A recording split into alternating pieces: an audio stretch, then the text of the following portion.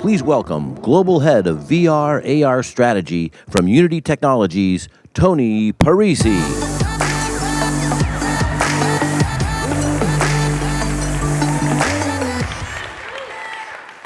Hello, welcome to Vision 2017. We've got an exciting 2 days ahead of us.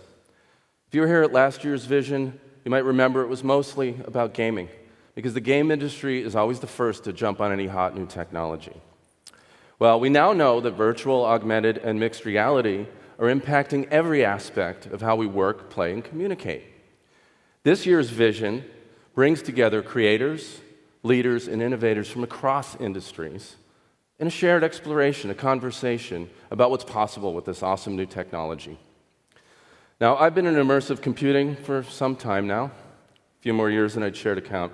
So that's why I'm so excited that this technology is finally really almost here.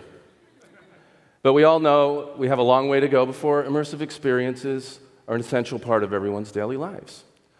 I could talk to you more about this, but I'd actually like to introduce someone who's far more qualified. I've known the Unity founding team for a while now, and I've been so impressed by their focus and the commitment to their core mission. I've recently met the person at the helm, a visionary leader who is the ideal person to make this vision a reality. So I'd like you all to join me in welcoming to the stage Unity's CEO, John Riccitiello. Knock him dead, buddy. Well, thanks, Tony. So look, we're all here because we're believers. And I firmly believe we're in the era where we're going to see the rise of an amazing industry in the world of VR, AR, and mixed reality. And I'd like to share with you a little bit of an analogy. I got backstage with Brendan O'Reilly, one of the founders of Oculus, and maybe the guy that started the spark of all this thing. I was telling him that the way I see it, in the fullness of time, we're going to see the world of visual compute, AR and VR, develop a lot like the internet. Now, today, there's almost 4 billion people with access to the internet. Their access comes by way of PCs. It comes with a smartphone right up against the face. But this industry took about 20 years to develop and get to this massive, massive scale. It's much bigger than anybody ever thought.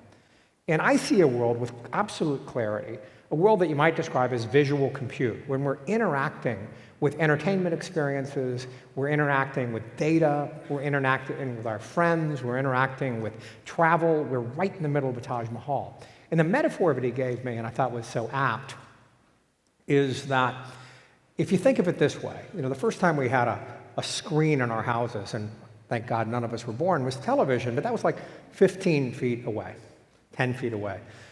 We then got PCs that were, I don't know, 2 to 3 feet away. And now we've got phones in the right here. And we're now about to jump through the screen. It's been a steady progression to get closer and closer to the experience we're interacting with. And we are at the dawn of that age. And I firmly believe that we're going to see literally the biggest industry we've ever seen. It will rival the internet. It's not going to be something like the size of the game industry or the size of the music industry. It's going to be the size of everything. Now, a lot of you, slides are not working. That's always said, I don't have tap shoes. There we go. We got slides. And a lot of you know Unity. And as a company, as Tony mentioned, we're very much a mission-driven company. We talk a lot about developers. We talk a lot about democratizing development. We talk about and do solve some of the hardest problems. And we work very hard to help developers be successful, whether they be in mobile or console or VR and AR. And one of the hardest problems that we spend a lot of time solving, okay, I think we've learned this isn't going to work on a regular basis, but one of the hardest problems we solve is write once and get all of these platforms. You don't have to take platform risk, and you don't have to port to dozens of platforms. We make it easier. Literally, there's 1,000 engineers writing core technology for Unity, and you can think of them as your R&D team, your engineering team, except it's probably a little bigger than your R&D or your engineering team. And they're working for you day in and day out. And one area they're really focused on is the world of AR and VR. And these are our partners in AR and VR. And look at those companies: Google, Microsoft, Vive and Steam, Oculus, which is Facebook, Sony PlayStation, Samsung. These are some of the biggest companies in the world. And it's amazing all that they're doing. Now, I'd like to give a step aside for a quick analogy, though. Let's go back to the dawn of the game industry, or at least the console game industry, with the introduction of the Atari platform, and those of us can remember Pong.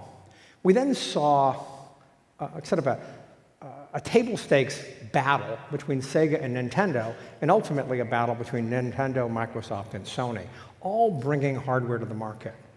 I would argue that these hardware companies created the opportunity for the industry to exist.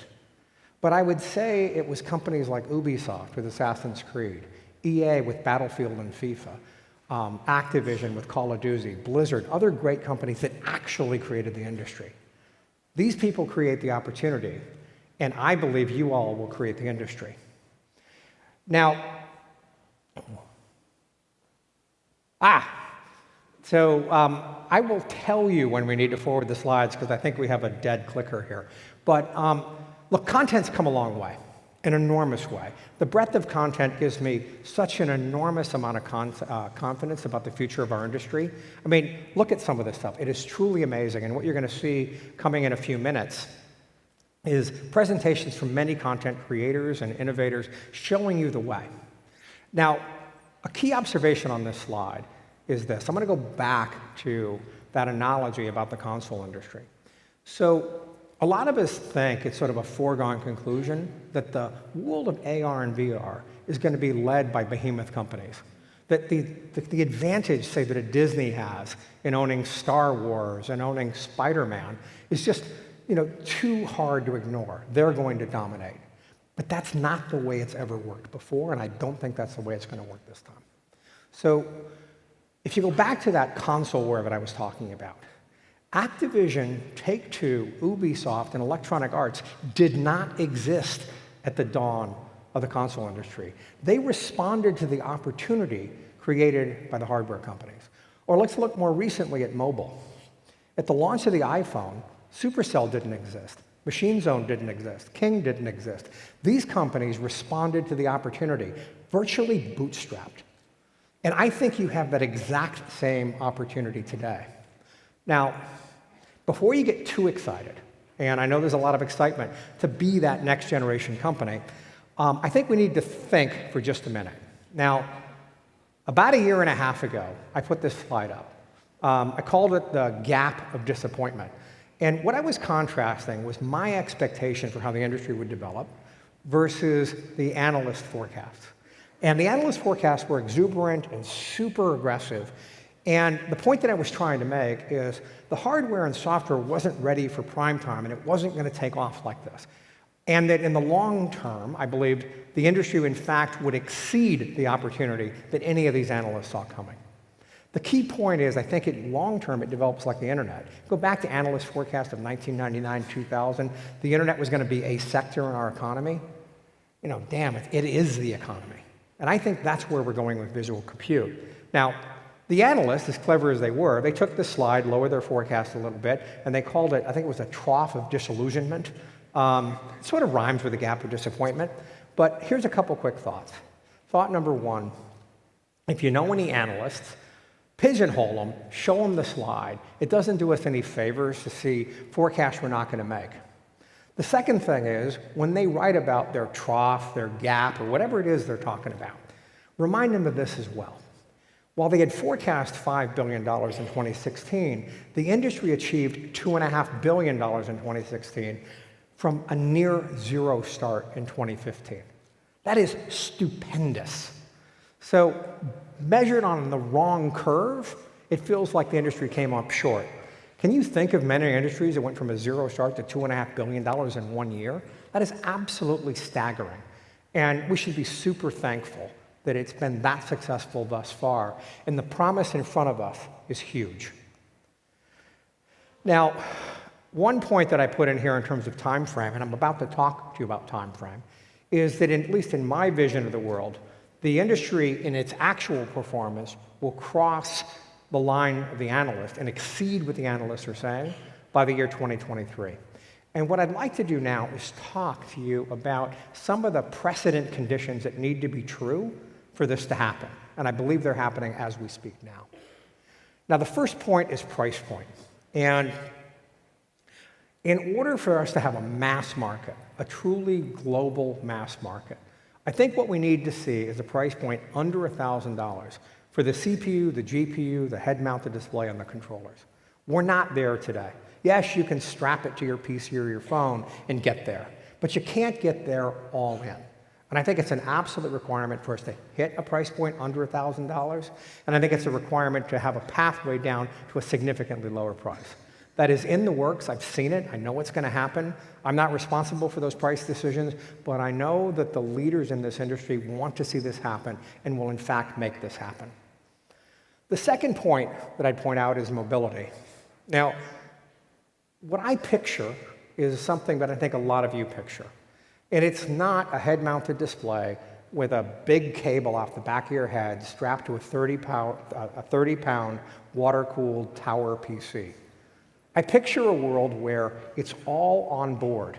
It's either in your head-mounted display, it may be a mobile phone strapped into your back pocket, but what you're going to get is the full kit. You're going to be mobile. It's not just a mobile device, but you, in fact, will be mobile. And whether it's AR and VR, you're going to be wandering around your house or whatever environment you're experiencing this amazing thing in, and you're going to feel safe, because if it's AR, you're going to see the stuff there, and if it's VR, we're going to see inside-out cameras bringing that world to you. Now, maybe your coffee table will be retextured as Mount Doom. I don't know. Whatever it is, you're going to know where it is, and you'll be trusted well enough that if you see a chair, you will, in fact, be able to sit in it. So criteria one, under $1,000. Criteria two, truly mobile. And the third criteria that I think we need to get to is price point. Now, excuse me, price point, wake up. Content. And in the world of content, I want to make a simple point. For you to make the investments that are required to dream the big dream, to get the VC dollars or to empty your bank account, to be that startup company that's going to create the future. You know, I'm not going to get into the math here today, but trust me on this. You need the promise of at least 100 million devices in the market for you to find a market for your product that is big enough to justify those investments. And that requires the first two criteria, but it really requires that marketplace reality. And what we haven't yet seen is presentations from Google and Facebook and Oculus and others that show us how this is going to happen. And this is, I guess, my peek at the inside for all of you. I've seen these pieces. And I know they come together in the beginning of 2018 and will be here in full flower in 2019. So I have high confidence that this market starts to accelerate because these things will be true. And when these things will be true, it'll start to accelerate. Now, I know that's a little bit of a tautology, but it is in fact the way it's going to work. And it starts to take off 12 and 24 months from now in a way that I think satisfies all of our greatest ambitions. Now, I want to wrap up with a couple of very, very simple thoughts. It's real this time. VR and AR is in fact going to be the final frontier. It's the thing that's going to matter. It is going to change the world, and it's going to be huge. The second thing I would say is if you know anybody that works at Oculus or works at Google on the VR business or Microsoft on HoloLens or other products that they're building, or Samsung or Sony, whether it's Andy House or it is Clay Bavor at Google or Brendan Ariba from Oculus or other visionaries, thank them. They've invested billions of dollars, literally billions of dollars, to create the opportunity. And then look down the aisle in the row that you're in and imagine that that person, whether it be you or someone else, is going to be the one that creates the industry. I'm confident you will, and I look forward to working with you as you do. Thank you.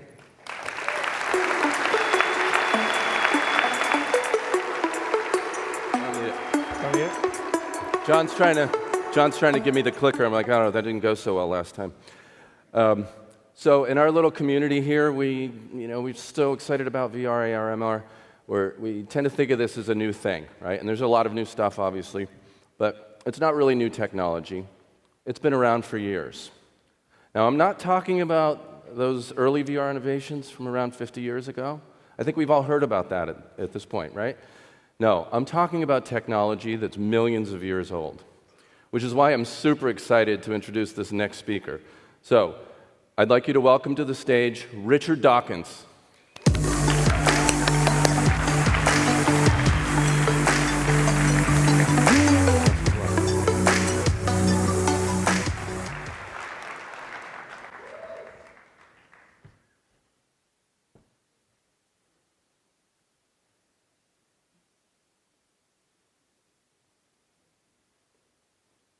What's the difference between virtual reality and a movie?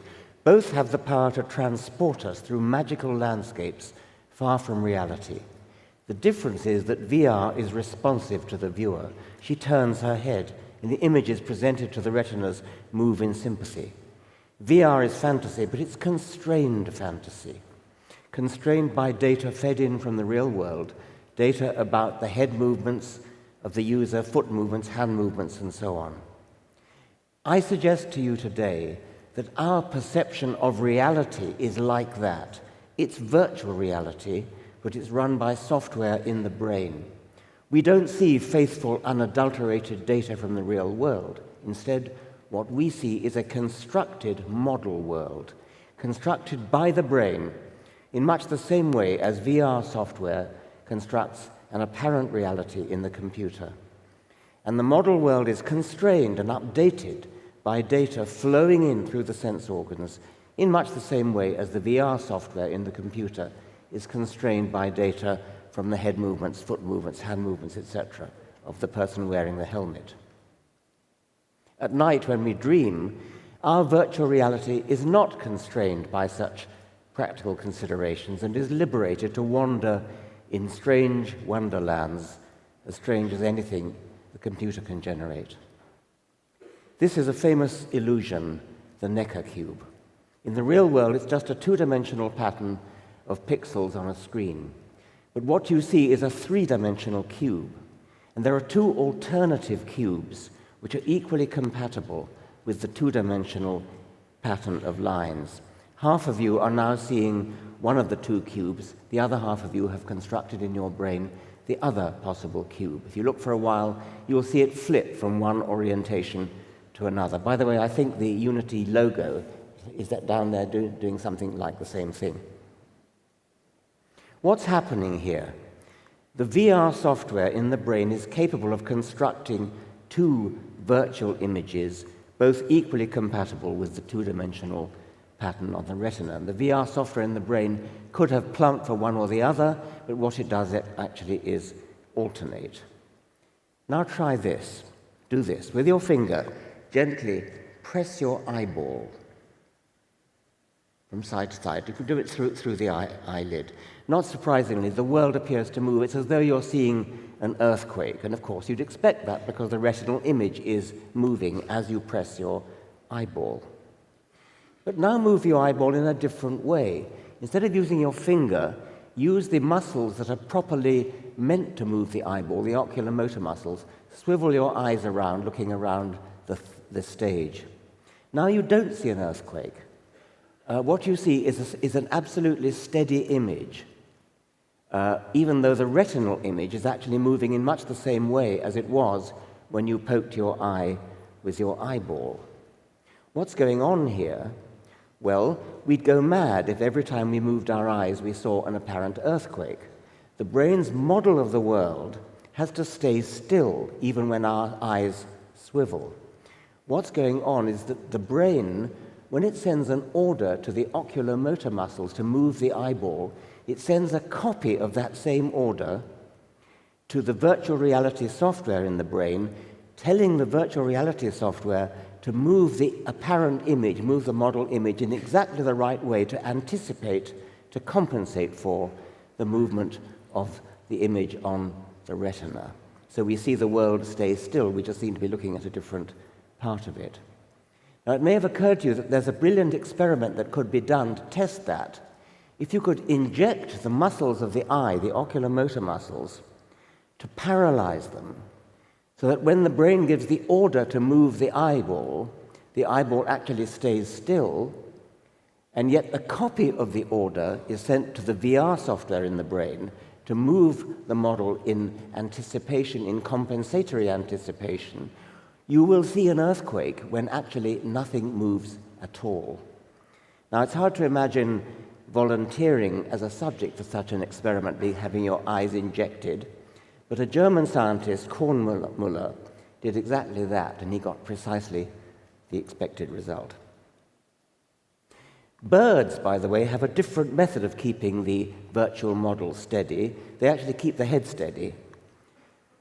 As the birds, you see how the head looks as though the head's been nailed to the sky behind, although the body of the bird is moving as the wind takes it. Now, you'll be familiar with the technology of foveal rendering, probably, in this audience. And this has been used in a very interesting way. If you show a person a page of text on a computer screen, but the computer knows exactly where the eye is looking, the computer randomizes the words everywhere on the screen except where the eye is actually looking. Now, the person is flicking her eyes all over the thing. What she sees is the word she's looking at. It looks to her like a perfectly good page of text. But actually, everything on that page except the word she's looking at and the immediate vicinity is being randomized. The brain has constructed a full page of text in the virtual model, and that's what she thinks she sees. The VR software in the head is richly equipped to model faces, to pull a face out of the filing cabinet in the head. We are almost indecently eager to see faces. On the right, you see a mountain on Mars, which has been widely interpreted as a human face, and we're always looking and seeing faces like the one on the left. And again, in those peppers. People are always reporting they see the face of Jesus in a slice of toast. When I arrived, I had another slide of the face of the devil appearing in the smoke of 9/11. I was told I had to take it out because it needed a trigger warning. There's even a brain disorder called prosopagnosia. Sufferers can otherwise see normally, but they can't recognize faces. They can see faces, they can see that there's an eyebrow and eyes and nose and so on. They can't actually recognize their own spouse. Have you ever had the experience of seeing a face approaching, not thinking much about it, you just see this person walking towards you, and then suddenly you realize this is somebody you know. And at that moment, the features in the face click into shape, click into place, exactly like the Necker cube that I showed you in my earlier slide. The VR software in your head has pulled out the relevant face from the filing cabinet in the head and stuck it onto the shoulders of the person walking towards you. I think the most striking demonstration of the brain's face-constructing software is the hollow mask illusion. Here we have an ordinary mask. It's Einstein who's had his features colored in a bit just to make it more vivid. And that's a mask. I could have worn it like that. It has a hollow side. And if I now switch this rotating turntable on, watch what happens.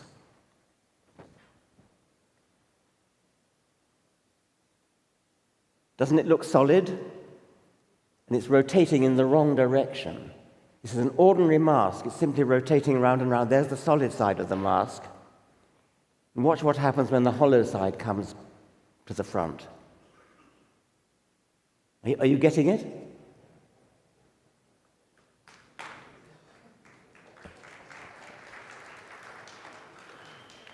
What's going on here? The brain will seize upon anything that looks remotely like a face, something with two eyes, a nose, a mouth, and pull a face model out of its internal filing cabinet in the light of the sense data. Now, the hollow side of a face mask fulfills those criteria. So what we actually see when the hollow side comes is a solid face. But the only way for the brain to make sense of the incoming sense data of a rotating hollow mask is to assume that the face is rotating in the opposite direction from what it actually is. I haven't time to explain why that is. You probably work it out for yourselves. And so what you see is the face rotating in the wrong direction, and it appears to eat itself up as it comes round. I'm trying to switch the damn thing off. There we are. Now, each species presumably constructs an internal model of its outside world in such a way as to suit its own needs.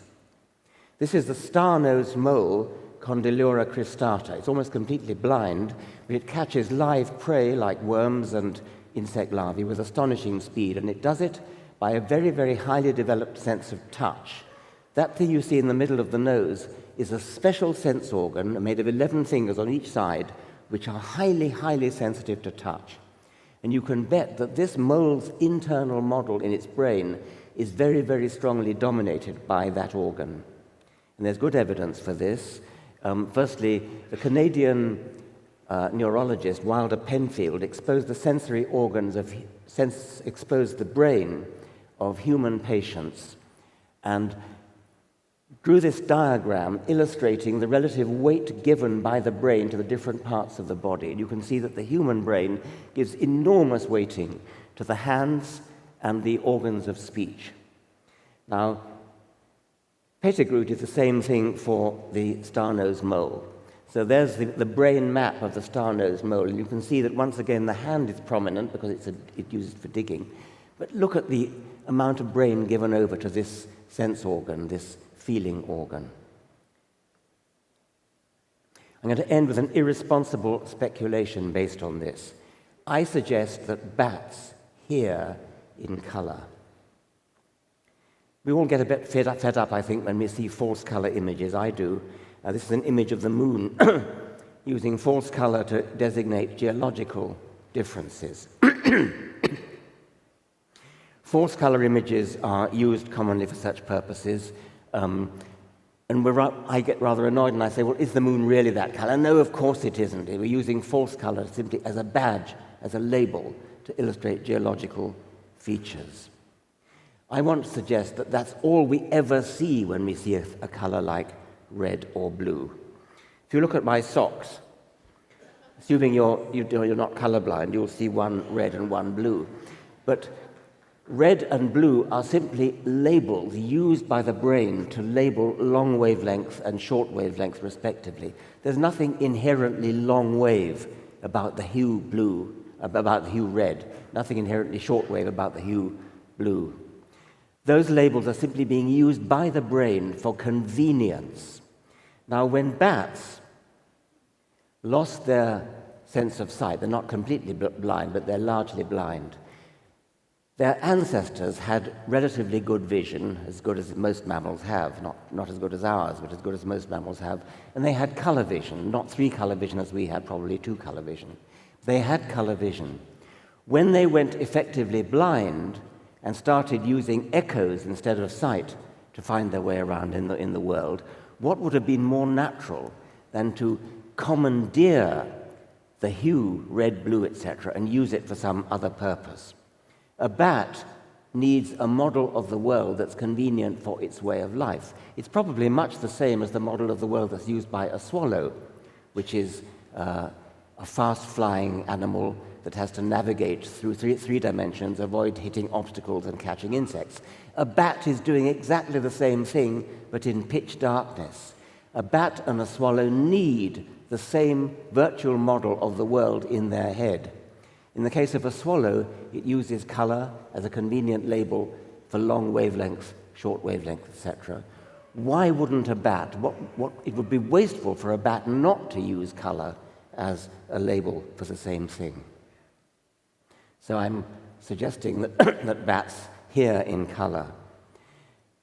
It would seem to be totally untestable, but there's one little indirect test you might conceivably imagine. If you're not colorblind, you'll see a beautiful spectrum on the top there. If you are colorblind, if you're red-green colorblind, you'll see something more like the bottom thing there.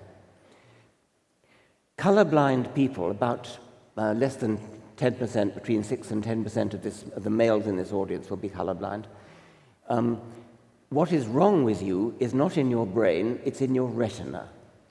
It's in the cones in your retina. That means that if you're colorblind, you still have in your brain the labels for red, blue, and green, but they're not doing anything.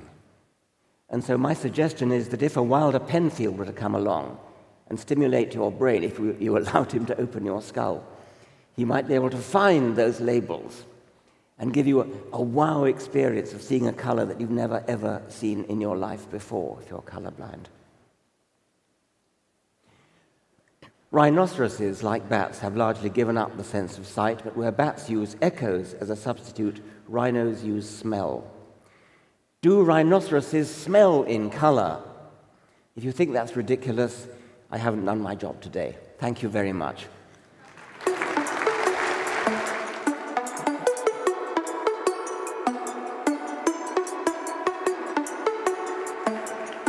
Fantastic. Wow. I'm trying hard not to fanboy right about now. And I hope you all paid attention. There will be a quiz at the end of the keynote.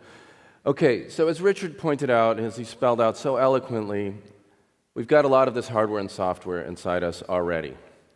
But our job as an industry is to layer on new hardware and software and content to enhance the senses and sometimes trick them to seeing, feeling, and hearing what's not really there. Unity has a big part to play in this. There we go. Unity 2017, now in beta, is going to be the foundation for all your XR development, whether it's virtual, augmented, or mixed reality. We've been spending the last while now investing in several core areas, and we're going to highlight a few of them right now for you. Some technical innovations in Unity 2017. And we're going to start with, there we go, graphics and performance. Job one in XR is to create really compelling graphics and run them at the highest frame rate you possibly can, to keep up the sense of presence and to never, ever induce motion sickness. Here are a few of the Unity 2017 graphics features that we're really excited about. First, lighting. We now have a progressive light mapper feature that lets you bake your lights at author time, which means you can have super realistic lighting and not pay runtime performance penalties to do that.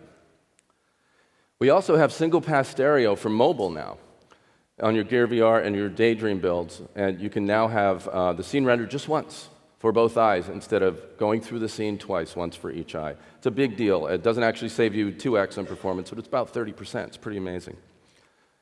We've integrated VRWorks from NVIDIA, so for your desktop-enabled NVIDIA machines, you get all kinds of cool new visual effects. I'm going to be talking about those later in the future, and super high performance on these NVIDIA desktops. TextMesh Pro. TextMesh Pro used to be a plugin. We integrated it into Unity this year. And text is kind of a big deal in XR, right? And with TextMesh Pro, we use these sign distance fields to render text at any distance really crisply with bevels and glow and materials and all these really cool effects. And yeah, text has always been kind of the stepchild in graphics systems. If you've been doing graphics programming for years like I have, it's always been the last thing you deal with in your pipeline. So seems a little humble, but it's actually a really big deal. Now, we've also spent a lot of time and energy working on 360 video. 360's kind of become the next hot media type. But in the past, it's kind of been a lean-back passive experience. With Unity 2017, you can incorporate animated CG elements in real time and with interaction. And we're going to show you a demo of this now. And for that, I'd like to welcome to the stage my awesome colleague, Natalie Grant from Unity.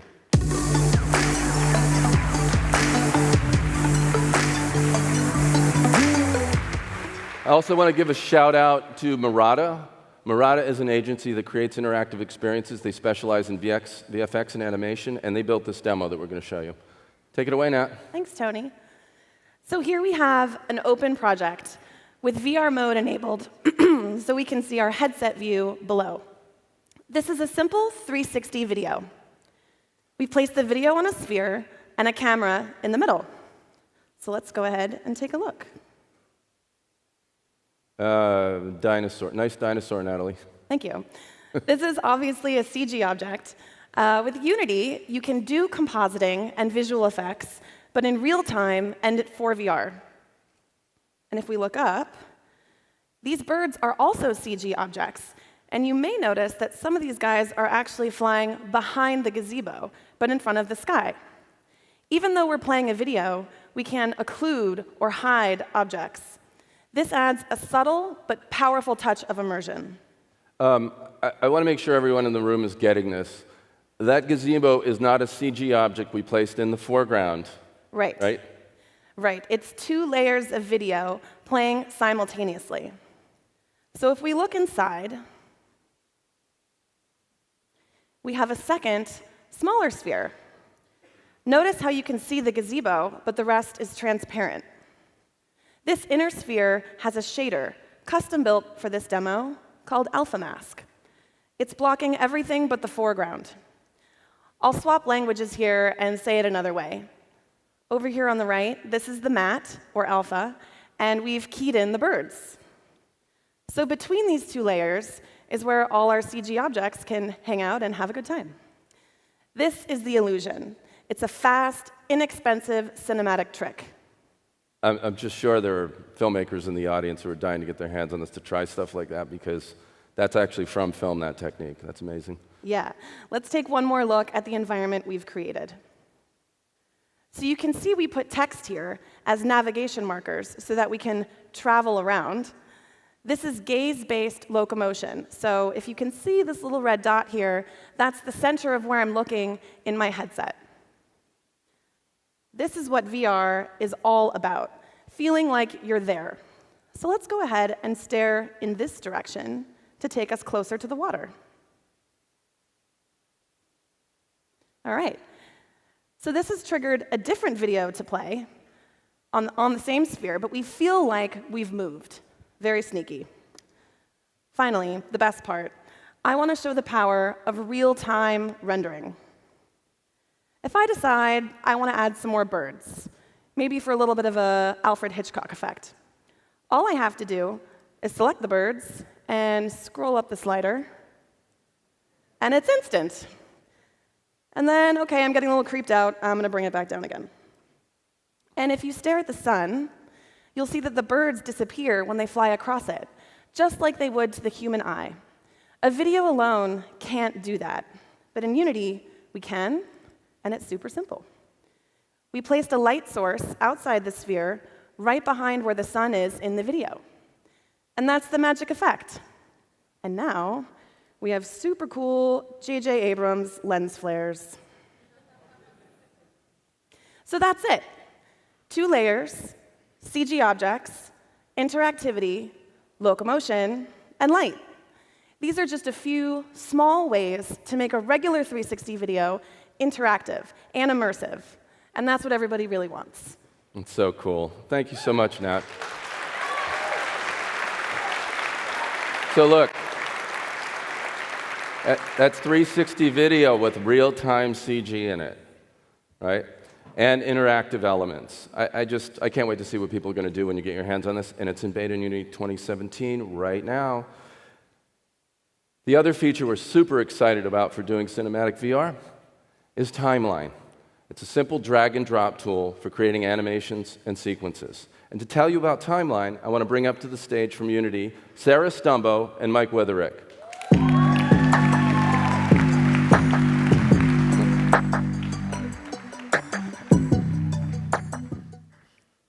Hi, I'm Sarah, and this is Mike. If you've heard us speak before, you probably know how excited we are here at Unity for what many are calling cinematic VR. It might be a VR film, like 0 Days, or it might be a 360 video, just like what Natalie showed us. Or it could be a linear story with some interaction programmed in, like asteroids. But up until now, cinematic VR has always had one thing in common. The audience is a single one, and that is the wearer of the headset. There's also a much larger audience when you consider streaming and mixed reality. This is a massive opportunity to showcase your VR experience. Yes, how can we get VR developers to take advantage of this much larger audience? Hundreds of millions of hours of gaming video are streamed every single month. I know there are filmmakers in the audience here today, and I know you're all eager to produce amazing cinematics for a larger audience. With that, we'd like to introduce A Mighty Kingdom. A Mighty Kingdom is a God mode concept demo created to showcase the latest cinematic features in Unity. We were inspired by classics like Warcraft and Clash of Clans and wanted to explore what that might look like in a VR environment. So before we jump into VR, let's take a quick look at how some of these elements were created.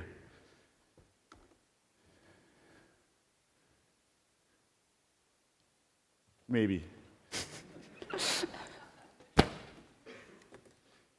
Okay, so here in the scene we have one of the many buildings that can be placed to defend your kingdom. Each of the buildings has multiple states that will be triggered during the gameplay. Each state is a series of animations, particle effects, and audio that are triggered in sequence with Timeline. So the power of Timeline's track-based sequencing is that the artists were able to create these sequences without any help from the engineers. You can create any number of sequences like this and trigger them at any point during gameplay. So speaking of gameplay, let's jump into VR and see how this comes together. All right, so I'm currently in design mode. I have this design palette here with buildings I can select from to protect my kingdom from the enemies. I'm simply going to select one of these buildings and place them in the world. As soon as I do that, it'll trigger one of the timeline sequences that Mike just showed. So watching VR as a spectator has always been a bit of a challenge. So let's enable mixed cast so we can better see what Sarah is doing. By integrating the Mixedcast SDK into the project, we can easily stream VR games using mixed reality. To find out more about Mixedcast, they have a session tomorrow at 3. So how's it going, Sarah? Good. I just want to place one more bunker to make sure my kingdom's extra safe from the enemies. All right, I think we're good. As soon as I select battle mode, it'll trigger a timeline sequence with cinematics that'll take over the gameplay. Enjoy.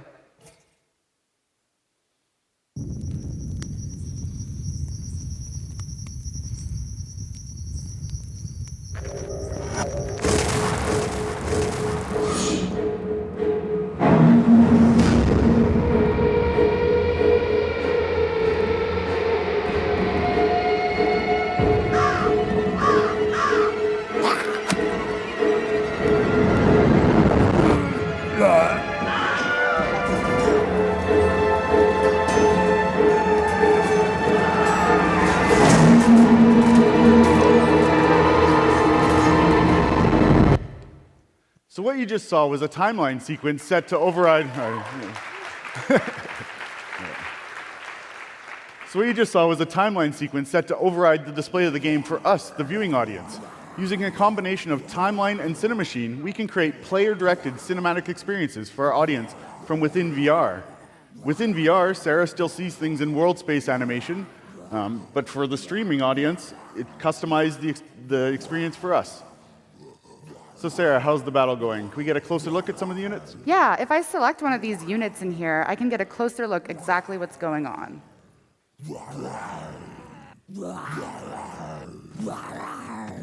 I love the noises that they make. So when Sarah Really selects aggressive. a unit or building in the game, the output for us changes to a procedurally generated timeline sequence using Cinemachine.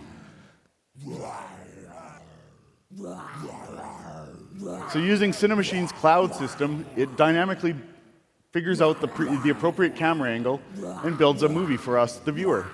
Every individual unit and building in the game has multiple different timeline sequences set up to be triggered at different points. Right now, you're literally seeing hundreds of timeline sequences being triggered and run dynamically during the battle in progress. So how's our battle going? To be honest, it looks like I'm about to lose. But I do have this secret weapon.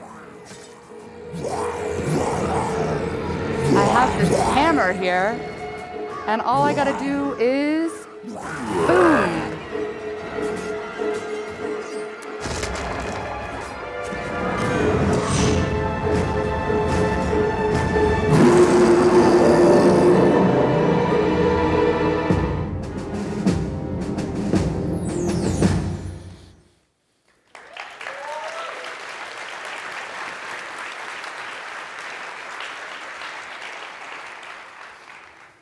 So we just showed you three aspects of cinematic VR, using timeline to create dynamic world space interactions triggered from within VR using animation, audio, and effects, and how timeline and Cinemachine can help you create tailored broadcasts for your streaming audience. We also showed you how integrating a mixed reality system like Mixcast can drastically improve your users' ability to present VR content to a larger audience. If you're interested in some of the development steps behind this demo that you just saw, come to our session at 3:30 today. Thank you.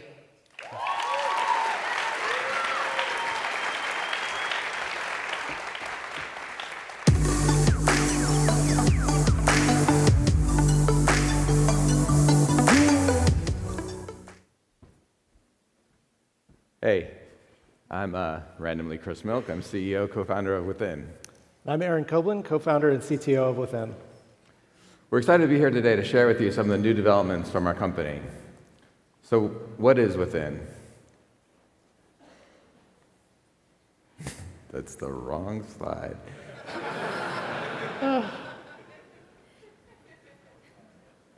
Should we wait for it? You want to go back? Do I hit the clicker? There we go. So we're an application that lives on just about every VR and mobile device. You can see a few of the projects here. We launched, originally we were called Verse, and we were specializing in cinematic VR with spatialized sound. I come from a background in music videos and filmmaking, and the first thing that really attracted me to VR was the feeling of presence that I was able to achieve with real spaces and real people. So we're still making a lot of these kind of projects. I think this is behind me, the 5th episode of the original series that we made called The Possible. It was directed by David Gelb, who directed Euro Dreams of Sushi, and he created Chef's Table for Netflix. So the first thing we were really excited about was photorealistic places. The second thing that blew our minds was the magic that occurs when you can share experiences in real time with your friends. So we've been thinking about VR and AR experiences that can borrow from both gaming and filmmaking to take you and your friends on a crafted journey together. The first project in this vein is called Life of Us. It has music from Pharrell Williams, and we're going to show you a short clip of what that looks like today.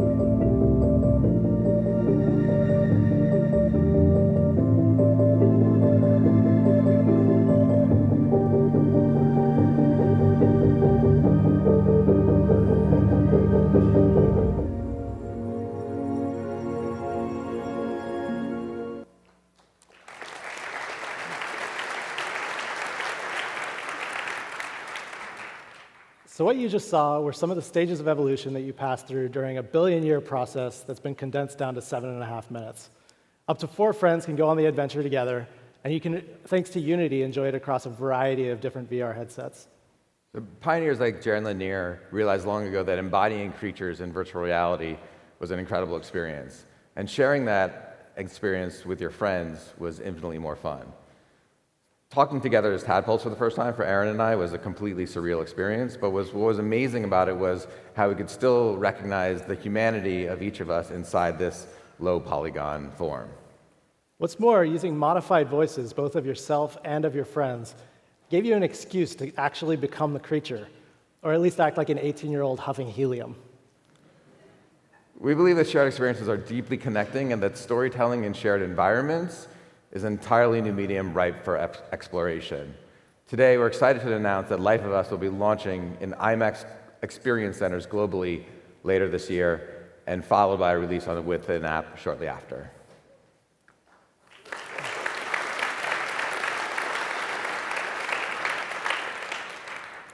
So Life of Us is the first of many more real-time render projects we're developing in Unity. Others coming later this year will build off the same technology that we built for this, including exciting new projects with OK Go and Spike Jones. And one of the great things about working in Unity is the incredible community of talented creators working to push the medium forward. There's a lot to learn about what makes great VR, and we're excited and inspired to see what people like you are doing today in this new medium. So we hope you enjoy Life of Us. You can see it downstairs, and we look forward to an exciting new future in VR and AR with all of you. Thanks a lot. Please welcome the head of social VR from Facebook, Rachel Franklin.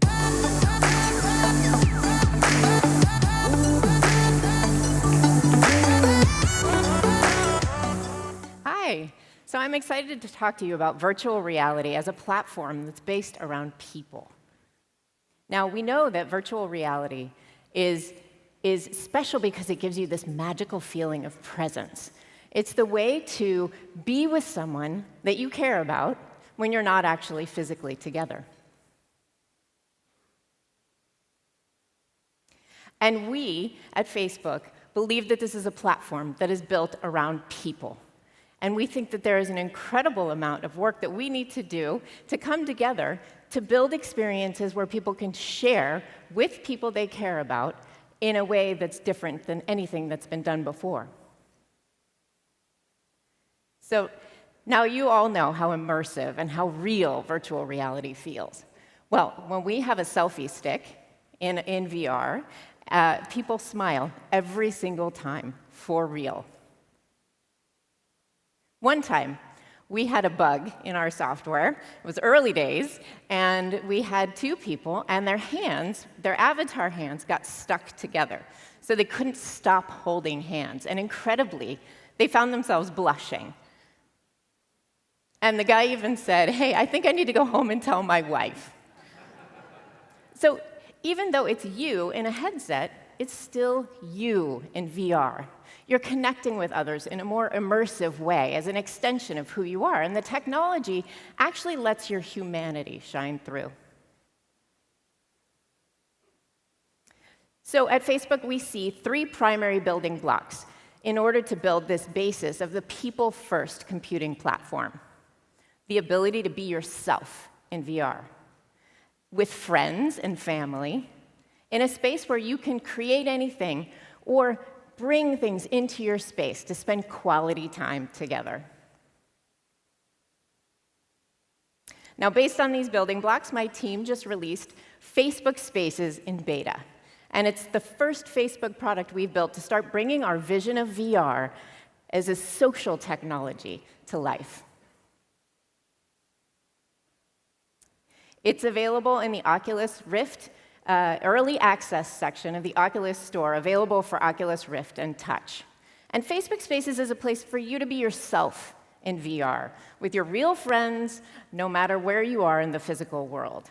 And all of the people and the photos and the videos that you interact with on Facebook are brought into the virtual world with you. So you can also bring yourself into Facebook Spaces. And this was a huge challenge for us. We had a breakthrough where we used machine learning in order to quickly suggest some options for your avatar's identity. And these are based on your Facebook photos. So when you join Spaces, you'll find AI-generated avatar options that are waiting for you to come in and choose. And then, of course, you customize it until it's comfortable to you. Then you can invite your Facebook friends into your space. And there you have interactive ways to have fun together, like drawing in the air with a virtual 3D marker. You also have your entire library of 360 photos and videos from Facebook at your fingertips. You can pull them into your space and experience them together in VR. So this is showing me and my friends because I wanted to be an astronaut when I was little, and I never did make it to space, but I can tell you there's nothing like seeing the vastness of outer space all around you with your best friends. And of course, there's a selfie stick. So what about when you can't be in VR with your friends? Well, we've integrated Messenger. So you can actually call them, they can answer on their phone, and they can easily instantly open a window into your virtual world and be there with you.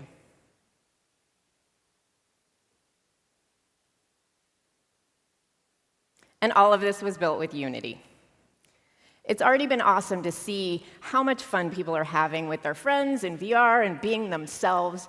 But even more exciting is that there's so many more possibilities for us to build activities and experiences that people can have together in VR. So imagine if you had a virtual boombox that you could just grab and pull into your space, and all of a sudden it would play your personalized playlist in Facebook Spaces. Or what about virtual card games or tabletop games? What about a pool cue that instantly transformed into a pool table? So we're exploring how to build the foundation of Facebook Spaces with a few early partners, and their creativity is absolutely astounding. There's so many cool things we can do. So we know you understand the transformational potential of virtual reality. And let's ask ourselves, when we have a VR platform that is based around people, what will people want to do with their friends and family? It opens a whole new way to think about building experiences that are more immersive and more seamless and more natural than ever before. There's so much more for all of us to learn about social virtual reality, and we can't wait to get there together with you. Thank you.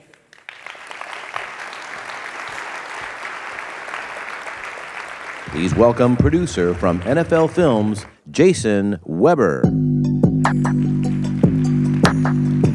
All right, is everybody ready for some football? All right, well, I'm here to talk about the NFL and VR, but first, quick show of hands. How many people here remember football on film before 1962? Maybe, no? That's what I figured. I don't remember it either, but why don't we take a trip back in time? Roll the video.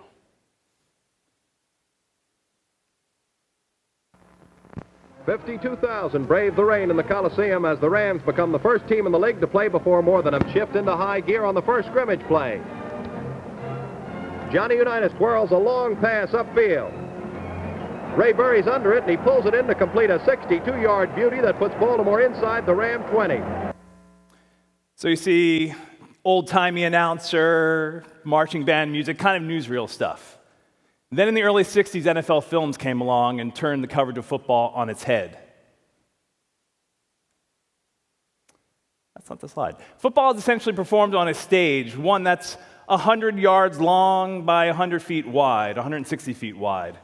And what Ed and Steve Sable, the founders of NFL Films, wanted to do is bring people at home as close to that action on that enormous stage, get as close as possible.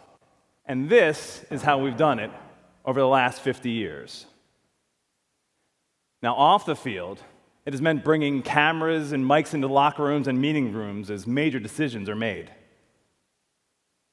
You're about to see here. Now, you're saying, there it is, Greg's being a again. No, I'm trying to figure out how I can help you make this team. We haven't said that in the rooms yet, evidently. The 100th time. We've said it 99 times, but the 100th time we're going to get it because all the colleges in the country and all your moms and dad. Nobody's supposed to holler at any of you guys anymore. People that have enabled you your whole life, they're disabling you for your future. When you don't do what you're told to do, you get fired in other jobs. You'll get fired here too. Very true, and I would hate to have been in that room. All right, so that sense of intimacy, what you just saw right there, we've brought to the masses, and it's helped to fuel the enormous growth of the sport from the 60s to today. So the promise of VR or 360 video as a tool of creating intimacy and empathy, two things at the core of NFL Film's philosophy as storytellers, really excites us. We began testing and shooting VR in 2015, working with companies like Jaunt, NextVR, and what we quickly found was that bringing the elements of intimacy and empathy to a 360 film focusing on football game, that's a big challenge. And at the heart of the challenge is that enormous 100-yard by 160-foot stage. Now, a big reason why you're seeing so much basketball content in VR is just how close you can bring cameras to the action. All right, you can get a courtside seat or maybe mount a camera next to a backboard or on a backboard. And when you're dealing with 360 cameras that are 8 to 14 millimeter lenses, proximity to the action is key. So when we decided to release VR content publicly in 2016, we took all this into careful consideration. To us, highlights rather than a full game broadcast was the obvious first step in creating compelling VR content, giving us the chance to showcase the best plays from the best angles available to our VR cameras. And we have a little example here, but what I'll say is we worked with NextVR and Voke and created packages of plays that best showcase the technology, and they were edited together to include on-camera hosts guiding viewers through the action. This was a big educational process for us, and it continues to be important as we look to build user engagement in this medium. Now, when it came to a storytelling component, and that's what we consider our bread and butter at NFL Films, and really where 360 video can shine, we wanted to stay away from focusing on highlights of the game and tell personal stories. So together with Google, we developed the first VR feature series called NFL Immersed, which would become the featured component in the first league-specific VR app on Google's Daydream platform. Now, with this series, we told the stories of our players, our fans, and even our NFL Network talent as they prepared for a game. We placed cameras in the middle of workouts, and we placed them in meeting rooms as well, as you see here. And on game day, working with our clubs, we were able to place cameras next to the bench, capturing not only the sights, but the sounds of the inner sanctum of the NFL.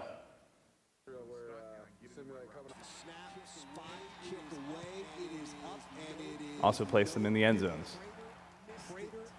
So what does the future hold for VR in the NFL? We're going to continue to work with our clubs and players to bring fresh and intimate content both on and off the field. We also know that this is a rapidly evolving medium, and we want to work with innovators, like Unity, and use the latest VR technology to bring more intimate experience to our fans. How will some of these innovations translate to how we shoot? Well, we've seen 360 footage from SpiderCam used at college level and tested on our fields, and it holds a lot of promise for exciting angles of the game in 360. We've also just announced a partnership with Intel around their volumetric capture technology. And while it's in the early stages, we see a lot of potential in creating unique and immersive content there. NFL Immerse just wrapped at the end of the regular season, but we've continued to shoot in 360. In fact, we're demoing one of our pieces here at Unity, so please check out our booth. And I'm going to leave you now with something we shot at the Super Bowl and hasn't been seen in public. It's the first public view of the game-winning touchdown of Super Bowl 51. Thank you very much.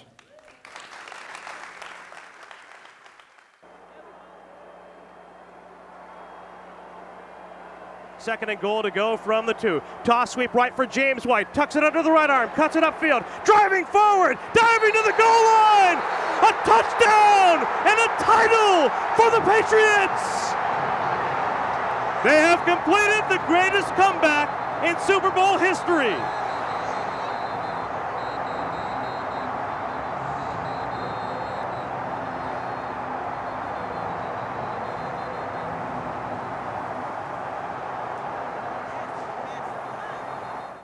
All right. Woo. So we've just seen some amazing applications of VR and XR for consumers. But let's not forget, XR is not just about consumers. It's also about business. From design and engineering, to training, to in-store retail, to online sales, marketing, and support, across VR, AR, MR, all the Rs. XR, the use cases for XR are basically endless. Microsoft is a company that plays in these areas, and I'd like to introduce and bring up to the stage Brandon Bray from Microsoft. Let's go. Knock 'em dead, buddy.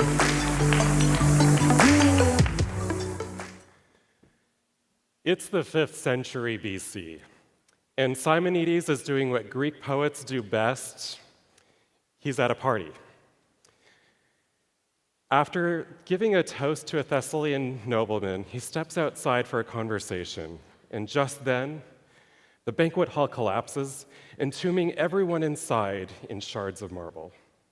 The ensuing search and rescue is unable to identify anyone, and frantic to figure out who is inside, Simonides seals himself to the situation, closes his eyes, and looks back around the table as he was giving a toast and sees each person where they sat. In that moment, he recalled everyone who was inside, and the method of loci was born. It's the same technique we use when we're looking for our keys and tracing our steps in our home.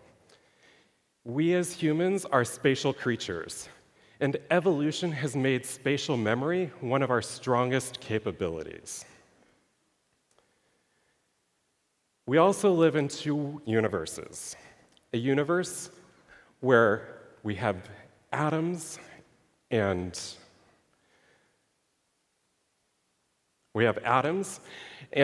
laws of physics, and then a universe where we have bits and digital logic. These correspond to realities, a physical reality and a digital reality. And mixed reality brings these together and blends them together. Mixed reality allows me to place a hologram in a room and walk around it, interact with it, and engage with it as if it were really there. It also allows me to take objects, people, and places from the real world and bring them into the digital world to create entirely new experiences. At Microsoft, the journey for mixed reality began with HoloLens. HoloLens is the first holographic, self-contained computer.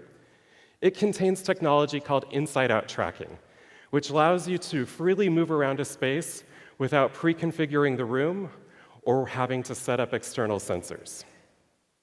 And it enables amazing experiences. It allows you to travel to new places, both real and imagined.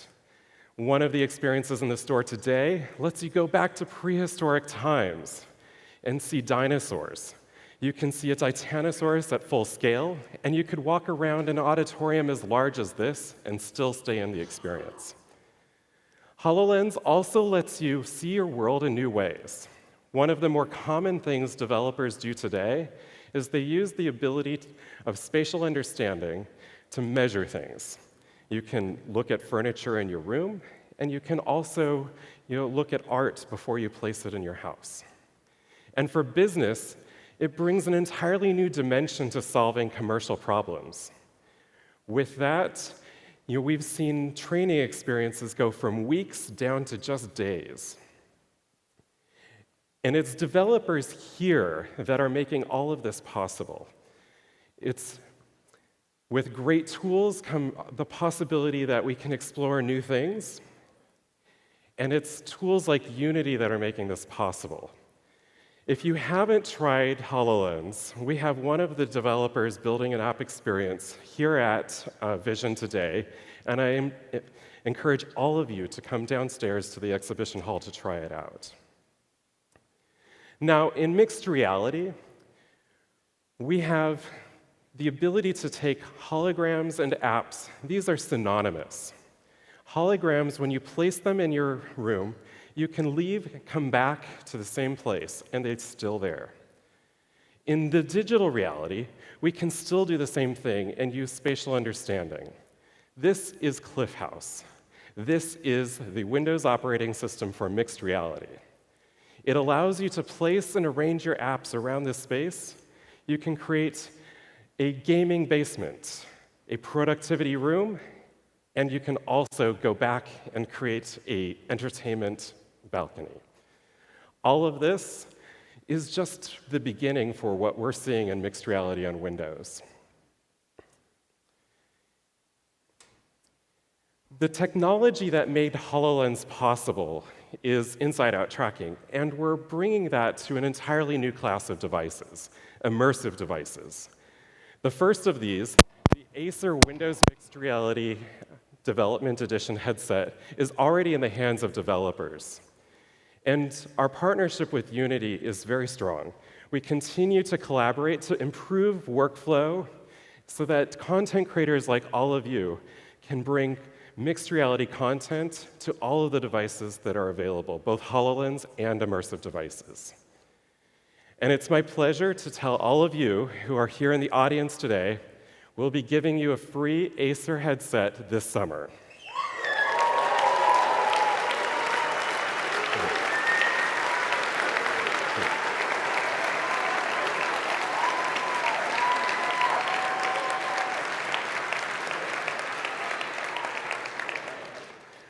You'll be getting details in your email in June. And so with that, I want to say thank you. I look forward to all of the things you're going to create, and I look forward to meeting you downstairs. Please welcome the CEO of Scope AR, Scott Montgomery.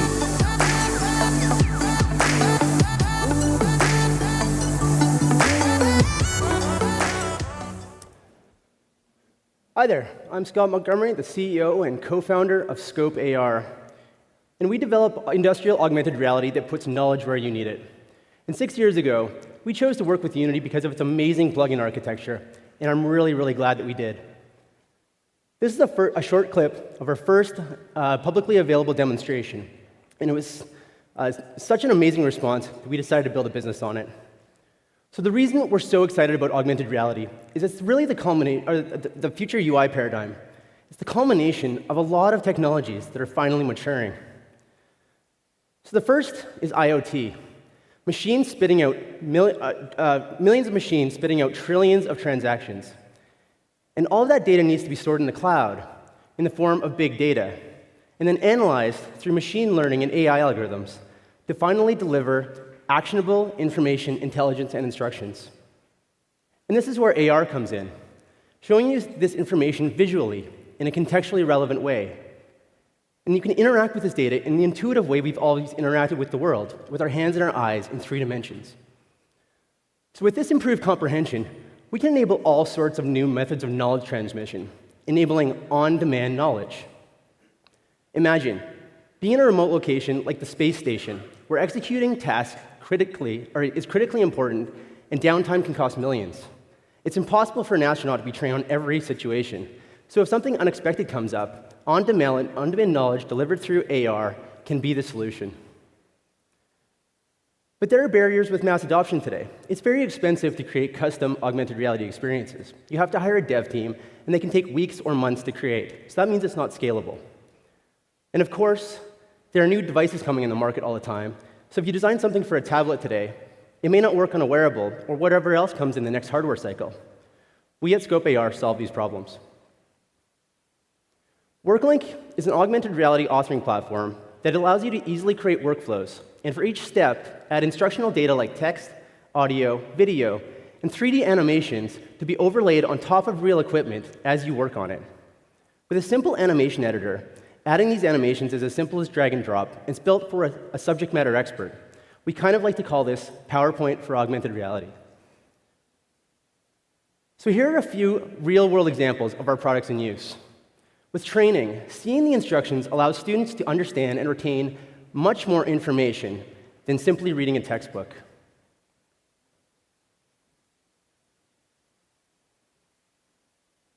And with maintenance, instructions in AR are so intuitive that they can dramatically reduce the need for training, allowing workers to complete tasks safer and faster. Here, a technician walks up to this circuit breaker, potentially having never seen it before. And with simple animations, it shows him exactly what he needs to do, and he's able to solve the problem rapidly.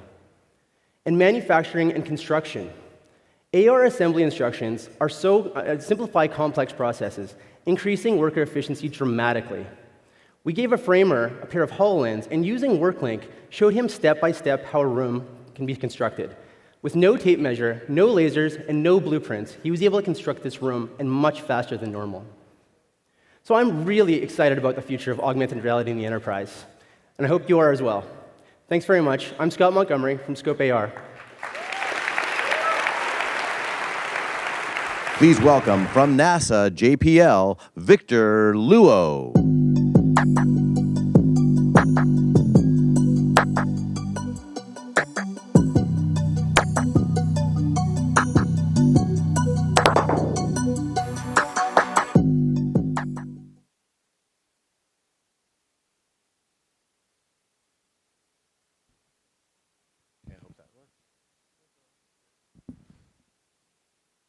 Hello? Okay. At NASA, exploration is in our DNA.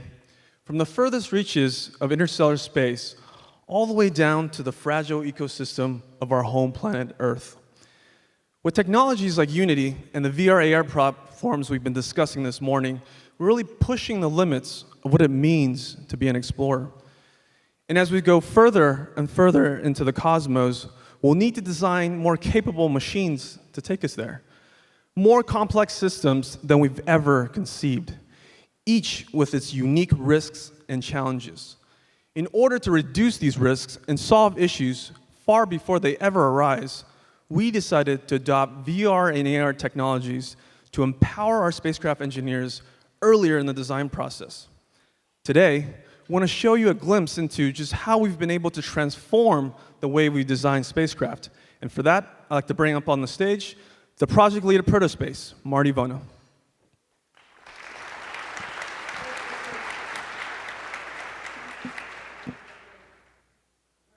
Here to show you Protospace, which we've been building and using at JPL for the last 2 years. Protospace shows CAD models at full scale. Here we have the wheel of the next Mars rover currently under development. Protospace has been used for a number of NASA missions, from proposal through design and assembly. Now I'd like to show you some of how Protospace works. Using hand gestures, I'll open the toolbox. We have tools for selection, to move the model around, and to change scale. We can also do section planes, and we can move individual pieces of the model around. So I'll try to do that now.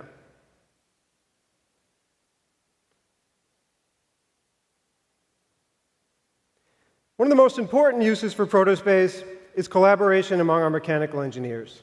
We often have up to 10 people wearing headsets, walking and talking around a virtual model. And for that, let's switch to the full rover model. And I'd like to invite Ben Riggs, Rover Mechanical Systems Engineer, to join us and tell you a little bit more about how Protospace is being used in practice to design spacecraft. Thanks, Marty. How do you like our new Mars rover? Pretty cool, right? We're actually in fabrication right now. And as Marty mentioned, I'm currently an engineer working on the Mars 2020 project. My team designs, builds, and tests the rover mechanical hardware that we'll be sending to Mars in the summer of 2020. The Protospace tool allows us to interact with the rover model in a natural, intuitive way while still collaborating with other folks in the room. Now I'd like to share one of our real-world use cases with you today. In the final phase of the rover landing sequence, the rover is lowered from a descent stage with 3 nylon bridles. Once rover touchdown on the surface is detected, those 3 bridles are cut and the descent stage flies away. Now, at that very instant, it's very important that those cut bridles don't drag or snag on any of the hardware on the top deck of the vehicle. The Protospace tool has allowed the design team to to take a look at that geometry on the top deck of the vehicle and evaluate any potential problems with it so that we can correct it before the hardware is fabricated. Finding potential issues early in the design process is vital to the success of the project, and the Protospace tool gives us just that opportunity. Thank you.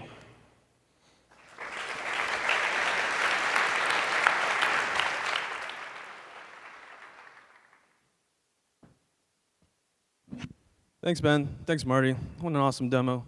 Who would have thought that building and designing a 3D object is actually more effective in 3D space? As you can see, the future of Protospace is bright. We can use it in the formulation, implementation, integration, testing, and operations for every single space mission. The technologies we've showcased here are also easily transferable to many different domains all across the industry. And we'll look forward to working with all of you to make that a reality. Thank you. Please welcome Marcus Kuna and Chris O'Connor.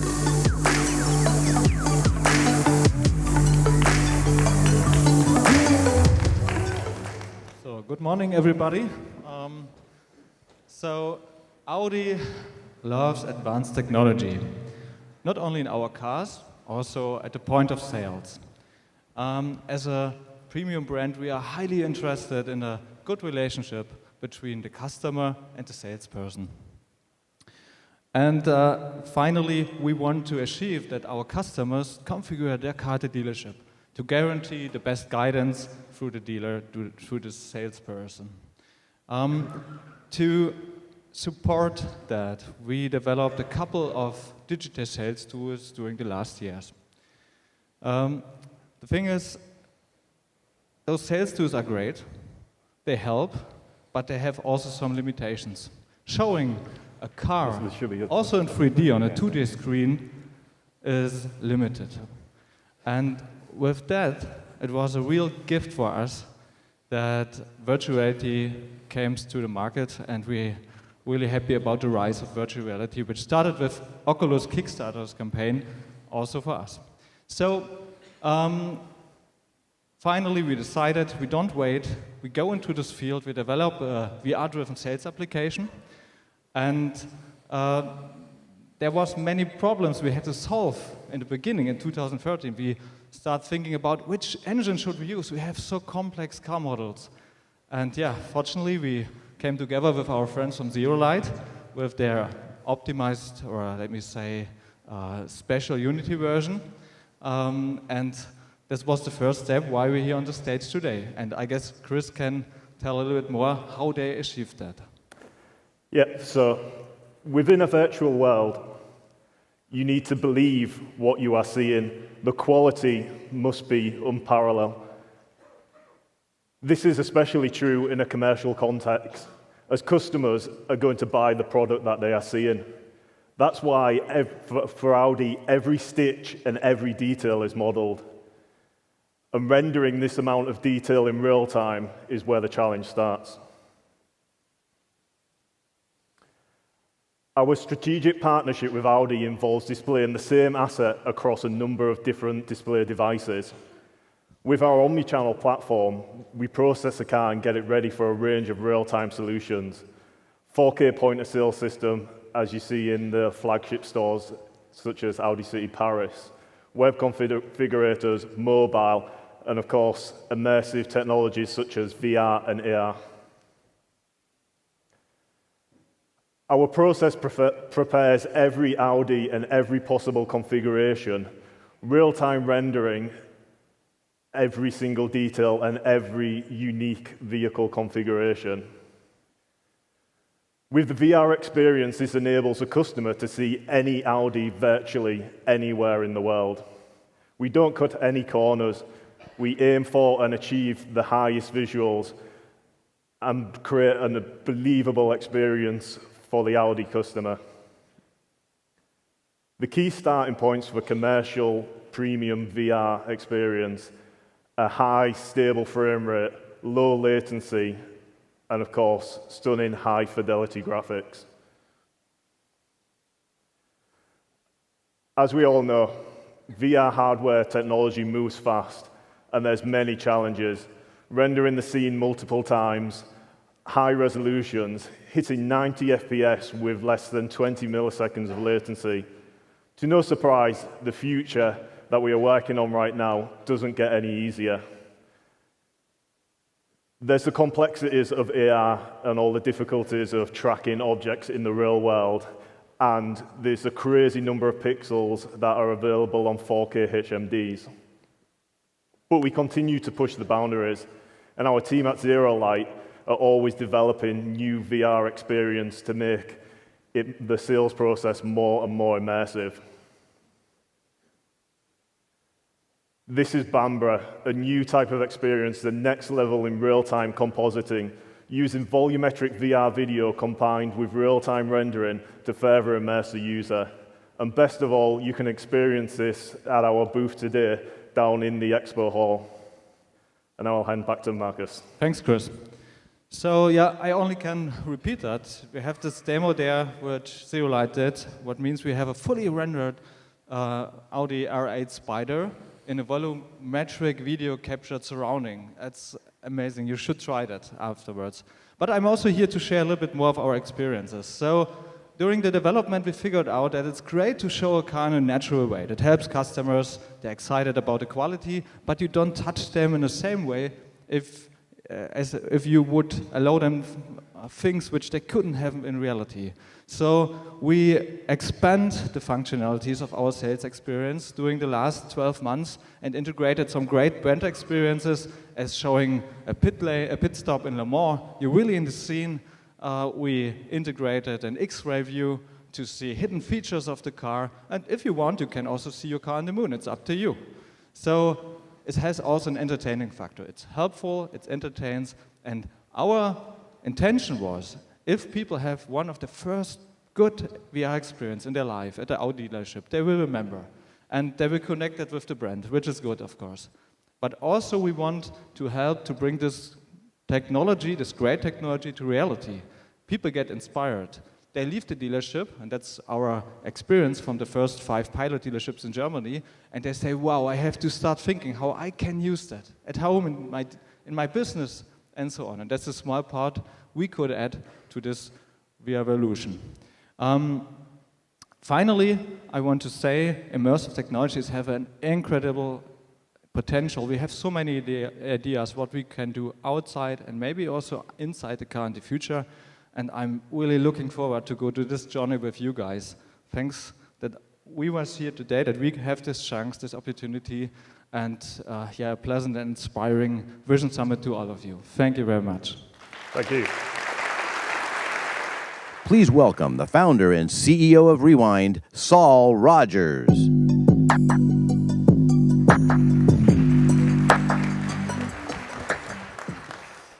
Good morning, everyone. Rewind is an award-winning global virtual and augmented production studio. We've been behind groundbreaking projects such as the launch of Jaguar's first electric car exclusively in virtual reality, the Ghost in the Shell VR experience, which launched last month on 3 platforms concurrently and was built in just 7 weeks, and numerous Red Bull projects. Working with Red Bull has been fantastic because they're such an innovative brand. They've created one of my favorite sports, the Red Bull Air Race, which is the fastest motorsport on the planet. Let me show you what it's all about. Nice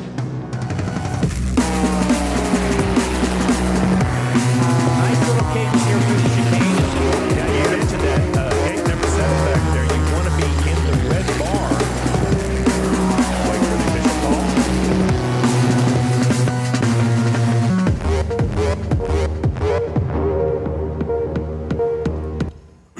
Pretty extreme, right?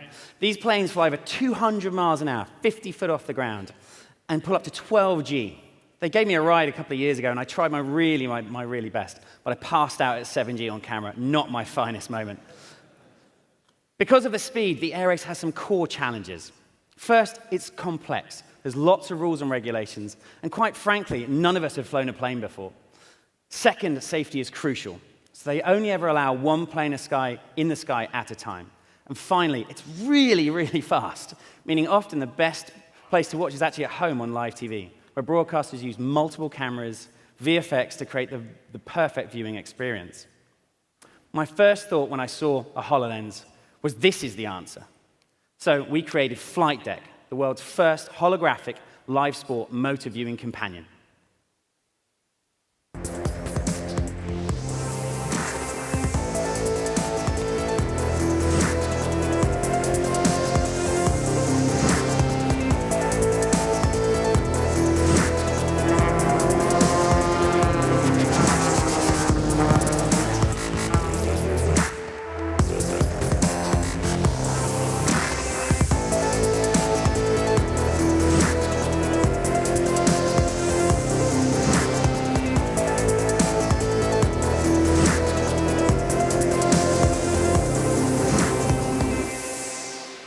Now let me show you how this all works. Flight Deck is a multi-user experience. Everyone sees the same action from anywhere in the room. When we lay out the full course in front of you, it feels inclusive, social, as mini planes race through the chicanes, clip pylons, and illustrate the most exciting parts of the race. Now, what's better than a miniature plane in your living room? I think a full-size plane in a living room is far more exciting. World-scale tracking allows us to deliver an accurate model of the plane for you to explore. Some of us in England have smaller houses. It's much better in the US. During televised races, though, this is where it gets really interesting. We give you full control of the broadcast. You control the graphics package. There should be a video. We give you full control of the broadcast, toggling through pilots and to catch up on replays anytime you want. The mini-map now lets you see exactly where all of the planes are on the course, and because it sits on the coffee table in your living room really comes to life. But this is where it gets really interesting for me. During live races, that same home viewing experience that will now run on location at events around the world. And by tapping into the plane's live telemetry data, you can introduce a ghost plane of the real race leader live. Viewers wearing the HoloLens can, for the first time, look up into the sky and watch two planes battle it out for the world championship. I truly believe mixed reality is going to fundamentally change how we understand the world around us. Devices that can augment human intelligence in real time are here. Just consider the impact this is going to have on how we communicate, how we learn, and even how we live. The foundations for this exciting future is being laid out right now. When you take flexible tools like Unity, combined with rapid advancement in mixed reality hardware, and add innovative brands like Red Bull, all of the building blocks are really in place. At Rewind, we feel honored to be able to bring all of it together, to create truly delightful experiences for the audiences around the world. I'm excited to say that Flight Deck will be available on the HoloLens store very soon. And if any of you would like to join us, we're hiring. Thanks very much.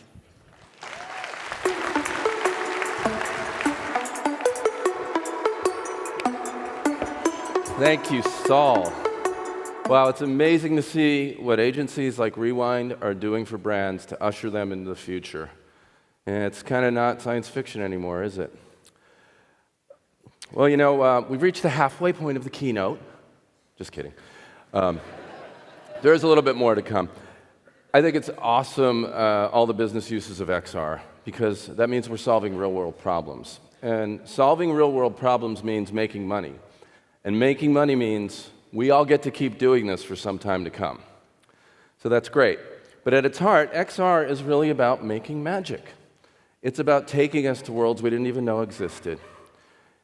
It's about showing us the real world around us in new and exciting ways. I've come to think of XR as the ultimate escape pod, technology that takes us somewhere else, even if it's only for a brief moment. And when I think of escape, one of the first things that comes to my mind is the void. So it's my pleasure to introduce Cliff Plumer, the CEO of The Void.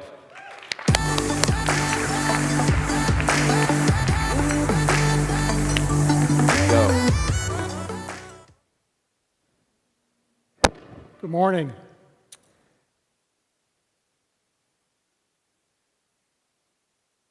Oh, that's not my slide. Let's try again. There we go. A person sitting in a swivel chair wearing an HMD tethered to a computer is really not that compelling. being a Ghostbuster is compelling.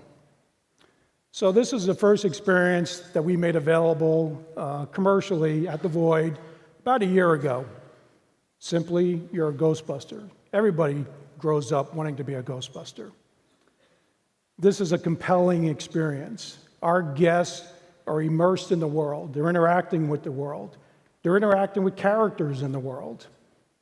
Much different than just sitting in a swivel chair. So how do we do this?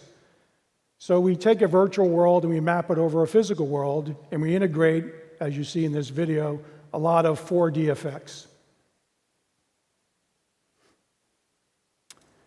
With every experience that we design, we want it to be multisensory. VR is not just about sight and sound. So in our experiences, touch is very important. You see your hands, you pick up devices, you pick up weapons that you interact with in these experiences. You share them with the people you're going through with. In Ghostbusters, you engage ghosts. Those ghosts throw things at you. You feel it in the haptic vest. You feel it when your friend shoots you as well.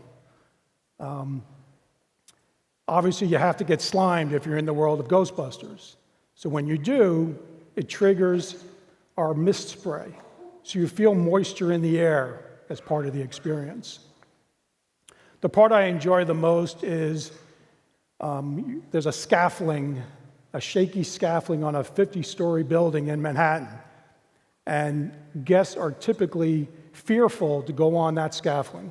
Even though you're perfectly safe inside our stage, we always enjoy watching guests petrified to walk out on that shaking scaffolding, even though they're on solid ground. And you feel the wind blowing through the Manhattan skyline.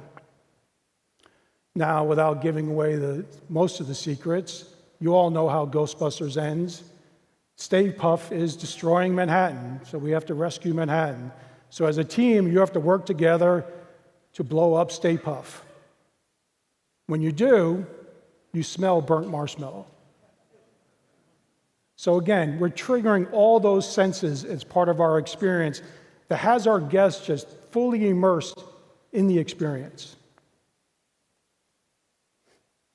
The other important aspect is making it social. This isn't about just an individual experience. Our most fondest memories are those we have with family and friends. VR is no different. So we really work up the social aspect in our experiences so groups of people have fun together. And you have to be untethered. You really want to have the freedom to move around. John said earlier, mobility is a big aspect to the growth of VR. And in all of our experiences, our guests have the freedom to move around that virtual world and engage it. We have another experience where you have to pick up a torch and light your way through a Mayan ruin.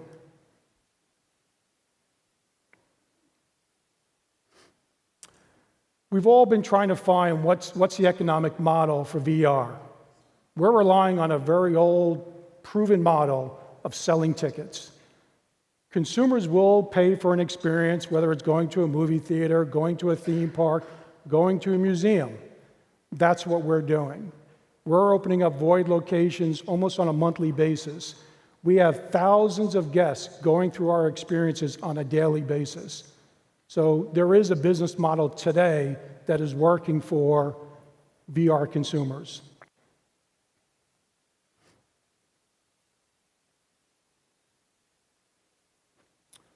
Again, remember the guy in the swivel chair? This is a better response. This is a response we want to see of all of our guests coming through Void locations. And the first thing that we always hear from our guests when they've completed one of our experiences, what can I do next? Thank you. Please welcome the founder and CEO of Multiverse, Freeman Fan.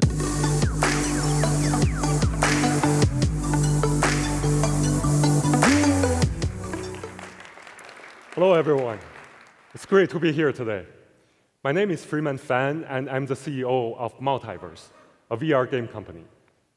Our team got together in 2015 and has since grown to include 30 people with a very wide background in games and VR, from studios like Disney and Riot. I myself started my time in VR as one of the first members of the team at WeVR creating the Blue. That experience was, and still is, one of the first tastes of VR for many, and one that helped prove just how transportative these technologies could be. I'm very excited to talk to you about our latest work in progress, Seeking Dawn.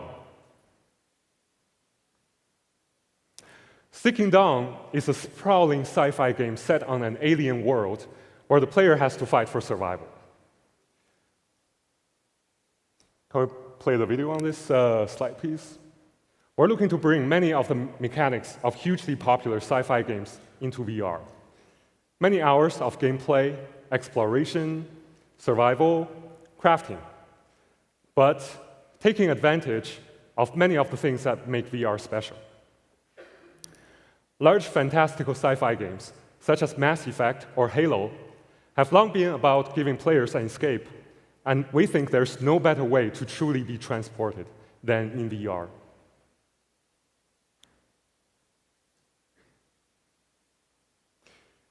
At the same time, many traditional gameplay conventions aren't completely translatable to the environment and controls of VR. How do we move in room scale without teleportation, breaking potential gameplay mechanics? How do we provide players with a feeling of agility without worrying about motion sickness? We know we can make a conventional game in VR be more immersive, but can we make it as fun? There's a lot to learn about how it can be done. One of the things we're working on is sense of presence through body awareness. As we've learned from many games, hands help create a better sense of presence. Floating hands became a norm for VR because modeling arms and getting that feel of connectivity to the body is hard. As you can see, we've had quite a few failed attempts before getting it to work. But when you get that IK rigging right, lifting a gun to aim down the sights and pulling the trigger with your fingers becomes that much more real. We're also working on mechanics that engage your fingers, hands, and arms, like climbing on the back of a giant enemy mech, or even grabbing your energy shield just in time to deflect an incoming grenade back at your enemy. Movement is a very tricky thing in VR, as we all know. We don't want to use teleportation because it breaks or removes the option for some game mechanics. But analog walking can be disorienting if not done slowly at an even pace, which makes action game mechanics like combat very difficult to achieve. Different people have vastly different tolerances to motion sickness, so we believe we should give players a choice. For people who are new to VR, they might prefer a 4-directional sliding mode.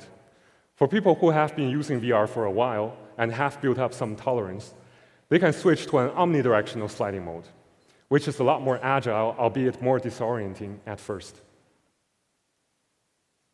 One thing that's essential to immersion is good animation. Since the player is the camera operator and can look in just about any angle, the usual techniques of cinematography don't work. Whether it's a gameplay device, like a QuickTime event, QTE, or that brings challenges in interaction design, or a cinematic moment that drives the story forward, we have to make sure that the player actually looks at where we want them to. We've learned that we have to work with layout, props, movement, and sound to draw the player's gaze to the important actions.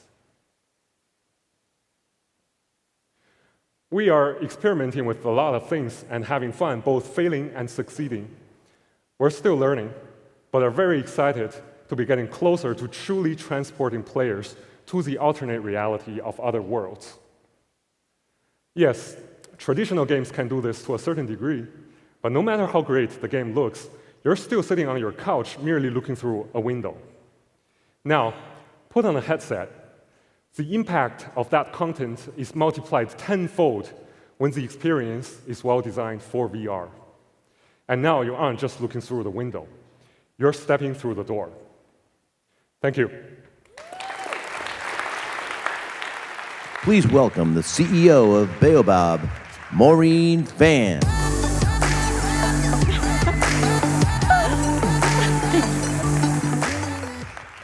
Hi, Hi, I'm Maureen Fan, and I'm CEO and co-founder of Baobab Studios, and we're a VR animation studio. So, for all of you, do you remember when you were 5 years old and you believed you could be anything? An athlete, an astronaut? For me, I wanted to be either an animator or a She-Ra, Princess of Power. But something happens when you get older that makes you a little less idealistic. Maybe someone told you in art class that your sculpture didn't look quite right. For me, I had immigrant parents who told me that if I went into animation and entertainment, I'd be poor and destitute. But I believe, as does my company, that there's still a dreamer inside us all. And we know this to be true because it's why you all go watch the movies and play games. It's to experience stories and characters beyond those that we know in our lives today. And I think animation does this better than live action. Because while live action is still constrained by reality, animation is only constrained by the creativity within the director's head. Animation is art in motion. It takes you to completely different worlds, ones you could have never imagined. It makes you believe they're so real that you think you could reach out and touch it. Now, everything I just said takes you to a new world and makes it feel real. That's also the definition of virtual reality, which is why we think animation and VR were made for each other. And the mission of our company is ultimately to bring that 5-year-old in you back out, to inspire you to dream by bringing out your sense of wonder. And we believe that VR can do this in a way that previous mediums don't allow for. So why is that? The reason is because storytelling is all about getting you to feel emotional experiences by getting you to care about these characters that are on the screen. If you didn't care about the characters, you wouldn't want to see what happens to them, right? You want them to fail, or if you want them to succeed. Now, VR allows you to care about these characters in a way that you wouldn't be able to in a lot of previous mediums. So I'm going to go through some of the experiences that we've created and what we've learned from them about characters in particular. So, how many of you guys have seen Invasion? Thank you. We just found out we won an Emmy on Friday night, so I'm really proud of that. So this is Chloe, and she's our little bunny, and she stole the show because originally it was just all about the two aliens. But people, when she came up to you and tried to sniff at you right here, people started trying to wave at her, they started petting her, they started getting on the ground like right here and starting to play with her, sure that she was reacting to them. This is when we realized that people didn't care that she was breaking the fourth wall. They felt that she was real. Something in your reptile brain makes you believe that she is real. To the point where when she's hanging out behind you, cowering behind you while those aliens are pointing their lasers at you, people said, I can feel her breath on my shoulder, which was just the air conditioning, but I can feel her breath on the shoulder, and I need to protect her because I love her. And the fact that we could get you to care about her so much in a way you could have never gotten you to care about in a 2D screen, that was powerful. We got you to care about her. And so in Asteroids, we took that one step further, which was made on Unity. And this one was about not you just being a character, but you actually acting upon your caring for the other characters. This is Mac and Cheese. They're these two aliens, and they're slightly OCD. And you are a menial task robot with no respect from them. And if you help them throughout the experience, your relationship starts to change with them, and you can actually act upon your empathy, which is the word we like to call compassion. But we want to take that a step even further. And in our last piece, that we just premiered at Tribeca Film Festival just a few days ago, it's called Rainbow Crow, we really want to explore you, the viewer, as someone that the other characters can't see, but you have influence and impact on the environment and the world around you. So you can actually manipulate the world and affect how those characters live and their own livelihoods. I'm going to show you a quick clip of Rainbow Crow, and this is a trailer. Legend from the Lenape tribe. Now, we at Baobab are retelling this ancient story of selflessness and service, and we're telling it in a brand new way in VR. Long ago, in a time before humans walked the face of the earth, the world was always sunny and warm, and the forest animals lived happily and without worry. But then one day the snow came. The animals were no longer happy, and they began to worry that they would freeze to death in this increasingly frigid world. What they needed was a hero. What they needed was Rainbow Crow. What they needed is John Legend, who plays the voice of Rainbow Crow and also the producer, executive producer of this piece. Now you see the artwork around here. The other thing we want to try out in VR, instead of having these hard edges, which are oftentimes used in VR, to create a soft storybook-like feel where you feel like you're actually walking inside a dream or in a storybook, and we were able to achieve this through shaders that we created within Unity. So, oftentimes I get asked, do you create games or do you create films? And I like to reject that notion because VR is its own medium. So, if you think of the analogy of a little girl crying on a park bench, imagine she's crying, she's too young to be by herself. You see that in a film, you feel really bad for her, but you're not going to get out of your seat and do something about it. Now, if it's in a game, you'll talk to her because you want to maybe win, get to the next level, get some information, or be a hero. Sometimes it's very ego-driven. Now, if it's in real life and you see her crying, hopefully, if you're a good person, you'll want to go talk to her because you genuinely care about her and wanting to make sure she's okay. So with VR, in this new medium, our vision is, can we have the empathy of film, the agency of games, but the motivation of real life, where you are acting because you actually care about these characters. You're doing something about it, not because you're trying to win, it's not because of your ego, but because you genuinely care about these other characters. And I'm really excited about achieving this vision. We've only scratched the surface. And I encourage all of you out there to break all the rules. Because if anyone tells you you can't do something, you can do it, because there's a dreamer inside you all, and you have so much more potential within you than you realize. Thank you. Please welcome the CEO of the Spiraloid Workshop Company, Bay Rate.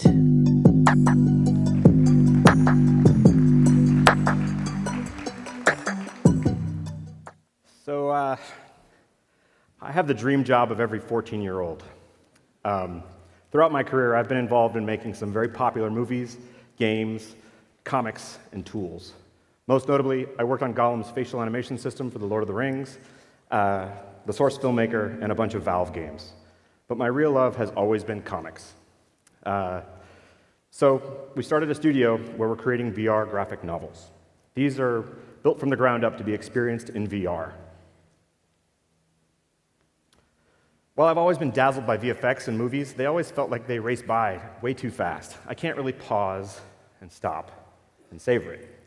But with a comic, I can stop to linger on that favorite moment and really fall in love with it. There's something really personal about this. It feels like the creator is sort of reaching through the comic book itself to give me a little piece of personal creative inspiration.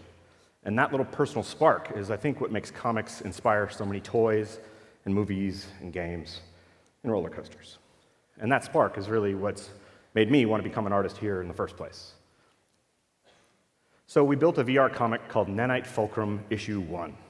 It's the start of a new universe that I created about a girl who rallies the millions of people online to save the world from a nanoscopic alien invasion. It's my sort of love letter to drone racing, maker culture, and online gaming. Made in 3D, this comic is like nothing you've ever seen before because it can only exist in VR. Scattered throughout its pages are hidden panel bonuses that you can dive into and explore. It's part graphic novel, part minigame, part treasure hunt. Let me show you what it looks like.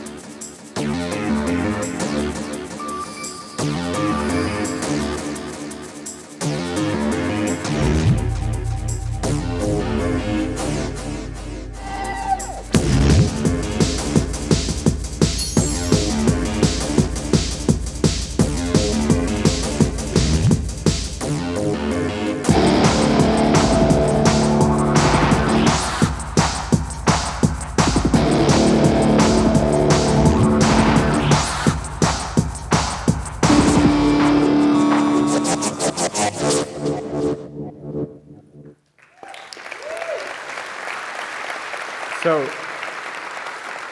cool.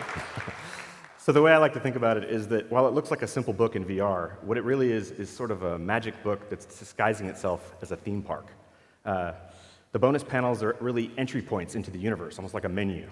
It means that with a VR comic, you can shift from merely being a passive reader to becoming an active participant.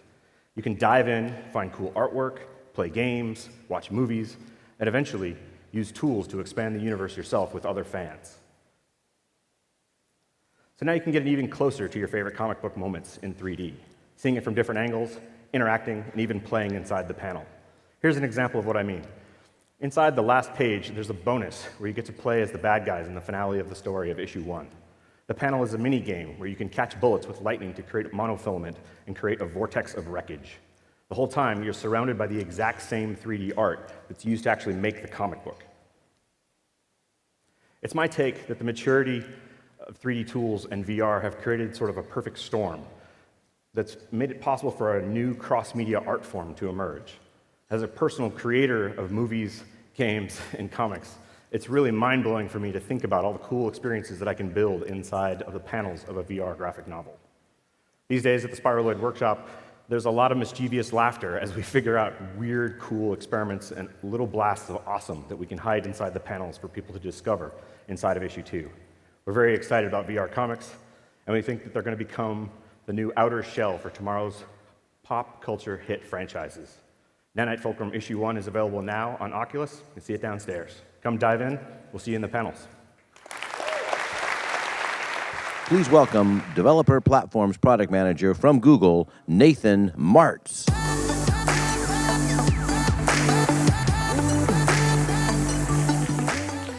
Hey everyone, I'm Nathan. I lead product for VR and AR developer tools at Google. Thank you all so much for coming today. It is awesome to be here. So at Google, we believe that immersive computing, VR and AR, is going to fundamentally change the way that we learn about the world, communicate with one another, and interact with information. And we're committed to ensuring that these transformative technologies are accessible to everyone in the world. We took a really big step. Excuse me, we're having clicker issues again.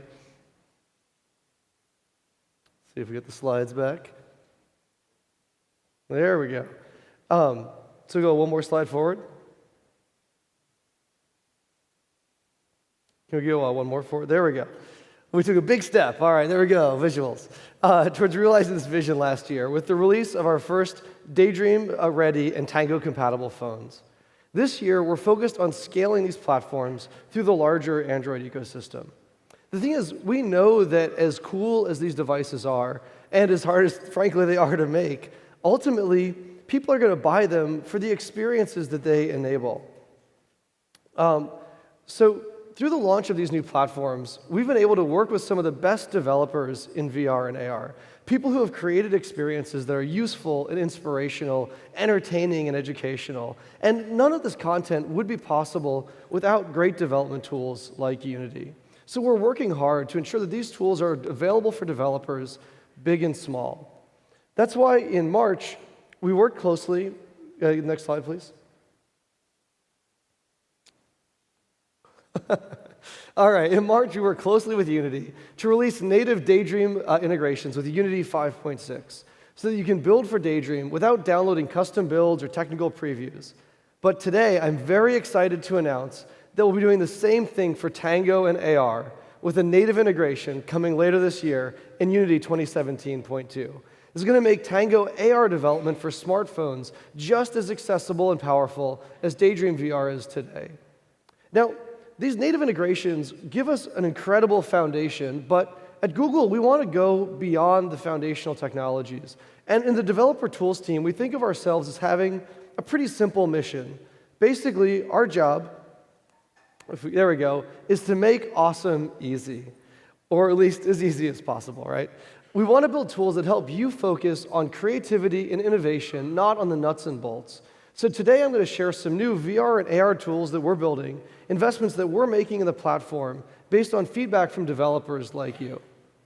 So first, we know that all of you are here to innovate. We'll go to the next slide. But in order to innovate, you've got to be able to iterate quickly. If we can roll the video here too, that'd be great. With traditional mobile development, it can take minutes to build a new app, push it to the device, and try out a change, which is way too long if you're trying to innovate. So that's why we're creating Instant Preview. It's a new solution integrated into both the editor and the hardware, allowing you to make a change and see it on device in seconds, not minutes. And the latency is low enough that you can view it even in a VR HMD. Now, we know that you want to create content that looks great. We'll go to the next slide. With lighting and shadowing that's as dynamic and responsive as your interactions. There we go. We want solutions that are dynamic, not pre-baked. But of course, implementing dynamic lighting and shadowing in a way that's performant on mobile GPUs is extremely challenging. That's why we're building Daydream Renderer, which is a suite of highly optimized tools that supports dynamic lighting and shadowing in stereo at 60 on today's flagship phones. Of course, no matter what renderer you use, performance is critical in immersive computing. But to optimize your application, you have to understand what the hardware is doing under the hood. So today, we're announcing 2 new introspection tools. The first is called PerfHUD, which gives you real-time hardware stats at a glance in and out of VR. And Gapid, which is a tool that lets you do deep GPU profiling and static analysis on your PC. Now, lastly, we understand that excellence in immersive computing isn't just about the nuts and bolts. It's about the interactions that you're creating, right? The best practices that underline the experience. We can go to the next slide. Thank you. So we've spent a lot of this last year working with our developers, learning about what works and what doesn't work in VR and AR. We want to share these learnings with the entire developer community. So today we're announcing a brand new initiative called Daydream Elements. It's a modular, open source application that contains focused examples of best practices with code that's fully open, modular, and ready to drop into your own games and applications. So everything that you've heard about is coming very soon with Instant Preview, Daydream Renderer, and Daydream Elements out later this month, with Gapid and PerfHUD following close behind this summer. You'll hear more from us on our blogs and social media when these are actually available, but it's coming very soon. So, although these launches are important and exciting and central to our mission, ultimately realizing the vision of making awesome easy isn't something that we do on our own or in a vacuum. It's something that we do through collaboration with developers, with Unity, with technology companies that share our vision. Ultimately, we make awesome easy together. So with that, I'd love to hand it off to someone who shares this vision, whose company has built some of the best AR tools in the world, Jay Wright, the president of Vuforia. Thank you very much. Thanks, Nathan. Thanks, Nathan. That is great stuff. Well, good afternoon and welcome. Vuforia is the most widely used AR platform in the world. Developers all over the globe, including many of you, have used Vuforia to create more than 40,000 applications in app stores. Now, Vuforia solves one of the most critical problems in AR, seeing the world so that you can put your content in it. And so far, seeing the world has meant recognizing objects so that we can attach content to them. For example, we have seen amazing experiences for kids that attach content to toys and educational materials. And there is a ton of activity in enterprise to visualize information on everything from brochures to industrial machinery. But we'd like to extend content beyond objects to interact with the surrounding environment. After all, I don't just want to animate Mr. Potato Head's face. I want the little green army men to roam the room. I mean, let's make Toy Story come to life. Well, this kind of interaction requires a new generation of depth-aware camera technologies, like we now have with Tango. And it also requires a new way to see the world in Vuforia, and we call that Vuforia Smart Terrain. Smart Terrain delivers you a real-time description of the environment that includes all the objects and surfaces around you. Now, let's take a look at what this looks like. And I'd like to bring Manish, Dave, and Vinny to the stage for a demo. Come on up, guys. So we're going to do an example based on a trading card game that takes place on everyone's second favorite planet, Mars. And so we have a life-size game. We're going to show you cards at life size. We're going to show them on the stage. But of course, this is an experience that belongs on a table. And first, let's look at the content we have for each of the cards, and then we'll play them and see how they work together. All right, so Manish, let's take a look at our astronaut card and see what we've got there. All righty, there's our astronaut, and you can see how far astronaut fashion has come. It's phenomenal.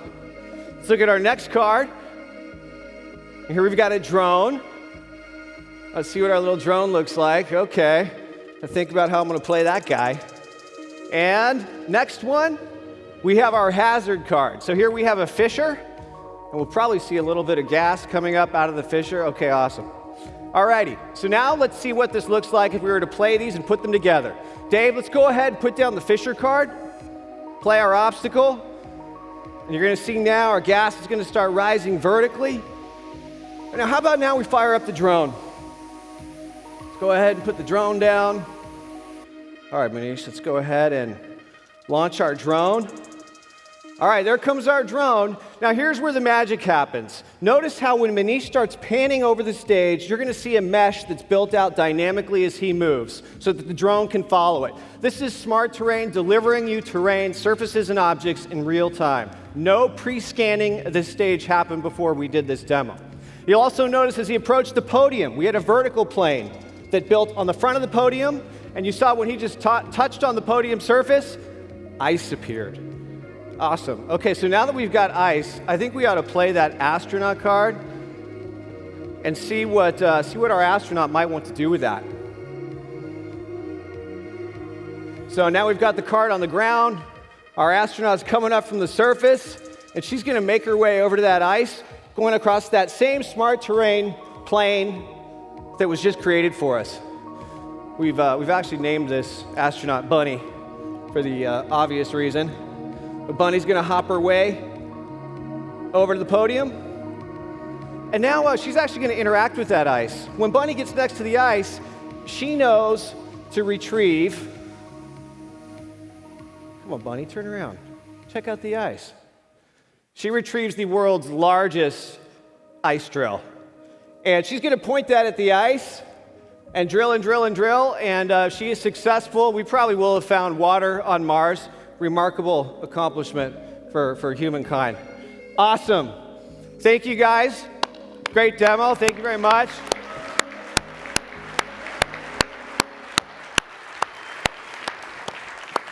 So we hope you've given you just a glimpse of what's possible when your content can go beyond objects and interact with the surrounding environment. We're giving you the creative freedom to build the next generation of AR experiences that, frankly, we have only begun to imagine. Now, we're also going to give you some great content. This demo is not just a demo for today's presentation. You're actually looking at the new Vuforia sample app that will ship with Unity 2017.2 when Vuforia is integrated in Unity. And if you have not started with Vuforia and Unity yet, you can get started today at developer.vuforia.com. So finally, I'd like to thank all of you for the amazing work that you continue to do with Vuforia, and I'd like to thank our friends at Unity and Google, and of course the entire Vuforia team for all the hard work that makes this possible. Thank you very much.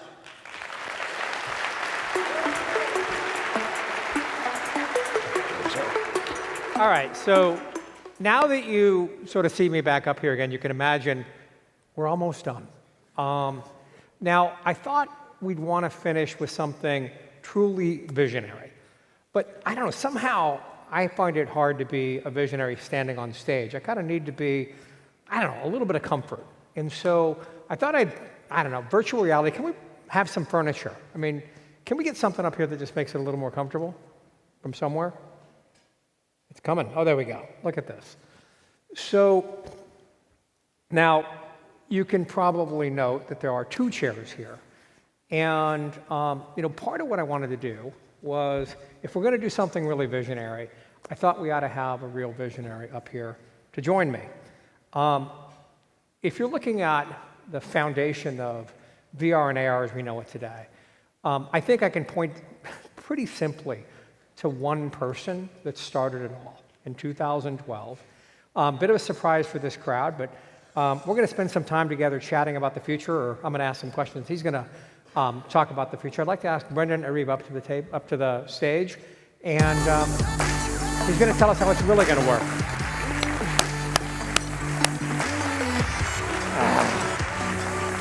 Good to see you.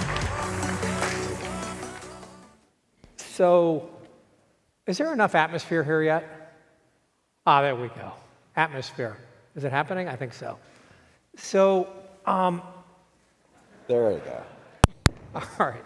So look, a lot of you guys don't know the history of all this, but if I trace back to 2012, no one was talking about AR, VR, or anything R. It was like, what's the next console going to look like? No one. And there were two people that saw the world completely differently, Brendan and his buddy Palmer. And with a long history of this industry, they were the visionaries. They were the starting point. What were you thinking?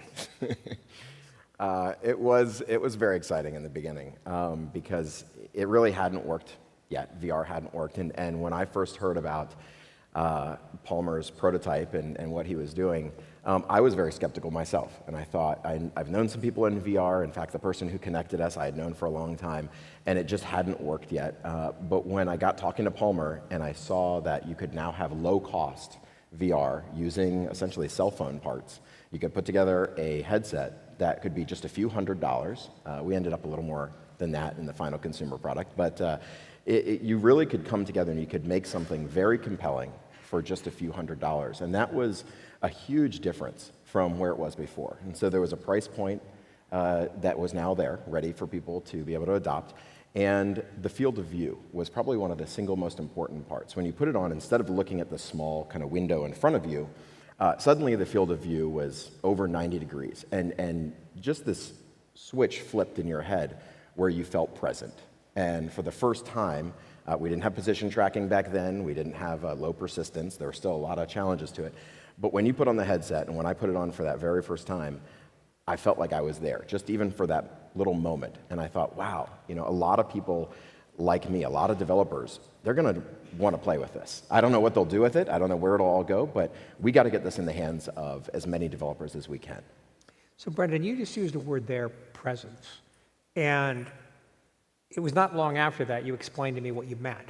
And it changed everything for me. In fact, it's one of the reasons Unity puts this event on is because when he told me what he meant by presence, I thought it was worth investing in to help change the world. What does it mean? Where's it going? What does presence mean? Well, hopefully everybody here has got a chance to experience at least a moment of presence. If you've put a headset on, especially the latest Rift, you should experience it. And it's the feeling that you're actually there. So we're present in this real world every day, all day long.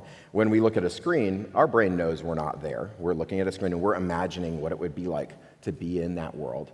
And we have great imagination, so we've had a lot of fun with screens for many, many years. But when you put on the latest generation of Rift, you'll have this teleportation experience. You will be suddenly in that virtual world.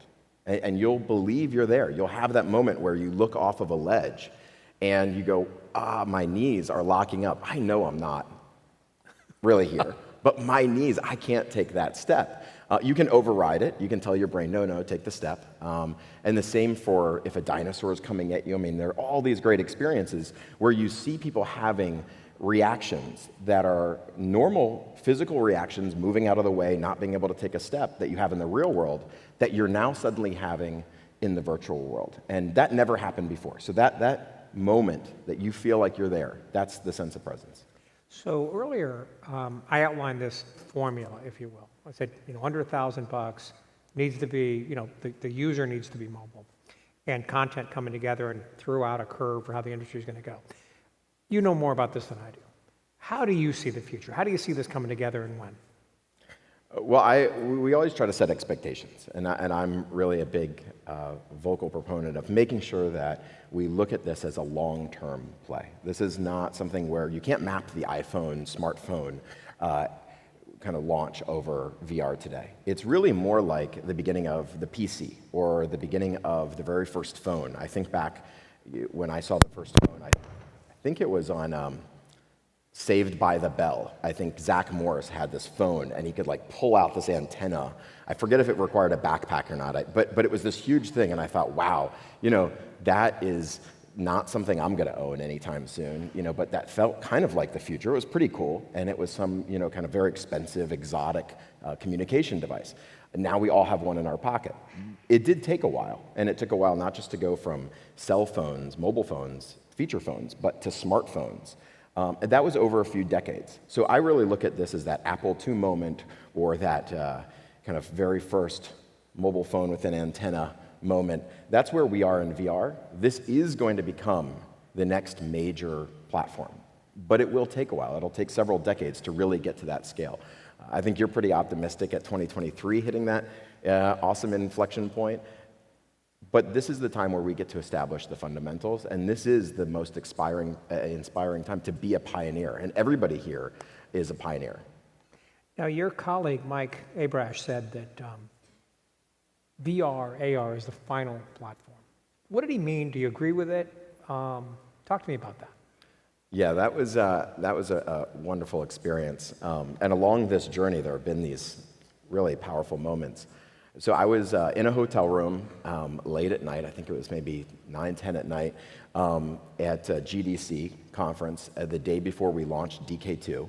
And I was sitting in the hotel room with Nate, and we were working on the blog post and getting it ready for the big day the next day. And I called Michael Abrash because we were just in touch a lot. I mean, he was always one of the most inspiring people. And first we started talking, and I was telling him how much I wish he was with us and on our team. But we quickly went into the technical side of where VR is going to go and what we're doing. And I was thanking him for all his help on DK2 and Oculus. And then he said, Brendan, this is going to be the final platform. We keep moving the screen closer, and every generation we move it closer. It provides more utility, it provides more power, and it's an even richer platform. And today we have the mobile phone, and we're now pretty close. I mean, I wake up in the morning and I close one eye to bring it about as close as I can get and still focus on it. And the glasses are going to largely be, I think, the final platform potentially in our lifetime, because there's no closer to your eyes than a pair of glasses. And when we can actually produce synthetic computer-generated light into our eyes that we believe is real, whether we have full VR immersive experiences or we decorate the world with AR, we've really crossed this threshold. We have brought computers and humans together for the first time.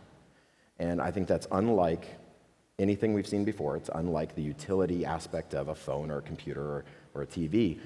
It's now a sense. It's actually driving our perceptual system. And so talking to Michael Abrash about this final platform, and he quickly goes into how incredible it's going to be to drive the perceptual system of humans, and especially at scale when it gets to be millions of people wearing these, and the data that you get from this, and the ability to just start to solve real-world problems, physical problems. If we have eye tracking and we're looking at everybody's eyes, we'll start to know who has what diseases and be able to catch those much earlier. And there's just so many places this is going to go, and we're right at that very first moment. And 50 years from now, we'll look back and it'll be like, oh yeah, there were computers, then everybody had one in their hand, and then there was virtual computing. Then there was this kind of visual virtual computing where suddenly everything changed, and we now started to use computers to drive our perceptual system. Wow. So that's a step past where I was. I was describing the internet over here, the 2D flat screen internet, and the visual compute sort of a parallel universe for cooler people. And you've described an entire transformation in the way we live. I like that better. So you had it close. I thought I'd clarify a little bit. You've always been a step ahead of me. So there's so many things we've seen here. We've seen, Audi up here. We've seen, all these different uses from film and an emotional connection. We were talking backstage about lots of different sectors. There's so much going on. What kind of content do you see or at least types of content you see that most excites you on the near to medium term horizon? Right now, with VR and even AR, but let's stay focused on VR today. Right now, VR is a inherently 3D experience. I mean, it is, and it's going to stay that way. So the first things that map onto VR are going to be 3D content and 3D applications. And the biggest market of 3D is gaming. And so gaming works really well on VR, especially in the early adopter phase where gamers like myself, like hopefully most people in the audience, are excited and not intimidated to put on a larger headset and dive into the super immersive world, and are willing to take a few steps and wait for the Guardian system to tell them not to take any more steps. That's not going to be what it takes to scale it to millions of people. That's what we needed to get started. And I think that beyond gaming is something that I'm starting to get really excited about. How can we go into utility? Where are the utilities that are going to be useful so that this becomes more than just the next great gaming platform, the next great gaming console? How does this become the next great platform? And I think if you look at utility applications like architecture, I've been really surprised at how compelling architecture can actually be inside of VR. For the first time, I'm looking at renovating a home and laying out the architecture, and I had this architect who kept saying, "You got to see this in VR. You got to see this in VR." And I thought, is he just excited about VR like many of us, or does it actually work? And when I finally got over to his office, and he's based locally here in Venice, he showed me an experience that completely blew my mind. I mean, and I'm pretty skeptical, and I've seen a lot of stuff. So, Brendan, this little hint. When they're trying to win your business and they want to show you something in VR, they might just be kind of approaching you in a way to get your business. But they actually already had my business, and I was thinking I was going to have to temper their expectations on how excited they were about VR. But he said, all of the clients that they now have coming in are really enjoying this experience. It's completely changing. They used to use an iPad and show you your model of a house on an iPad. But now when you put on the headset, you actually feel like you're there. You can feel like you're in the house. You can look at, is the spatial size of things, the aspect, is it the right size? Is it proportional? Do you like the door over here, or actually should you move the door over here? And it was really powerful. You could teleport anywhere you wanted all around the house. You could look at the house as a model and then pick the space and suddenly fade into the real house. And I could see, it needed some texture work. It wasn't lit and texture mapped as well as it could be. I don't know if it was made in Unity or not. Probably would be better if it was made in Unity. But it was very compelling. And it was the beginning, it felt like that beginning moment that I saw in gaming, again, for architecture. So I think that's going to be one big area. And if you then map that to any market, what are the markets where 3D is really important? I think there's going to be some important creative tools. So if people are actually creating 3D, that's why we've been investing in Medium, creating 3D content. I think using VR is going to be really powerful for 3D content creation. Once the tools get richer and the hardware gets better, I think you'll start to see more and more 3D artists actually using it for productivity, for producing content for movies, for video games, or for VR. So those analysts that I like to sort of joke about with various gaps and troughs, they seem to always want to talk about the battle between VR and AR, as if we have a choice to make. I know you've got as it were, a horse in this race, but do you have a point of view? How do you see it? Well, I have a point of view about everything. So I really believe that VR is going to be the first mass market where we get to go out as consumers, buy a product, and have a very enjoyable, immersive experience. We're willing to deal with the form factor in the current way that it is as a ski goggle, and that AR is going to come in the future, but it has a lot more requirements around the form factor. So if you're going to actually, I wear glasses most days, or contacts. If you're going to ask me to take off my glasses and wear new glasses, and you're going to ask me to do this for many hours a day, it needs to be pretty close in size and weight to the glasses I have on today. Otherwise, it'll get heavy and it'll weigh on you. So I think AR is further out. We'll eventually get there. I can imagine a lot of things that I would love to be doing in AR that you're not going to do in VR, but I think it's going to take longer to get there. We're investing in both in a big way. You've heard Mark Zuckerberg talk about AR, and Michael Abrash just gave a really inspiring keynote at F8 on AR. We're working on it inside of Oculus Research, and I spend a lot of time on Oculus Research. And a lot of the technologies actually cross over. So if you back up and you think VR is this headset, we have 2 screens in it, and we're projecting all the light in. And now we have a sensor system where we're trying to track the position, and we're using external sensors. But the next leap, we need to use sensors on the headset. So you've seen some of what HoloLens has done and the inside-out tracking. Well, that inside-out tracking system, so you don't need the external sensors, that's the same tracking system or a similar tracking system that we're going to want for AR. We'll bring it to VR, we'll eventually want it in AR. If you start looking at the things that we want to do with reconstructing the world, completely reconstructing the Earth that we're on today and keeping kind of this live map of the Earth in full 3D geometry so that we can put AR objects anywhere on any table behind the glass correctly, that we can start to create now in VR to give a much better Guardian system, to give, we can start bringing mixed reality into VR. Right now, that is a similar technology, 3D reconstruction, real time, that we're going to want for AR. And you can go down the list, and just about all of the core technologies that we are working on now that we see for kind of the next leap, or maybe one leap after that, VR are going to map over really well to AR and are needed for AR. But in VR, we get to start with something probably a little bit bigger, a little bit more cumbersome, that then we can bring down to AR when it's really miniaturized and the size, weight, and power all come together, and cost all come together.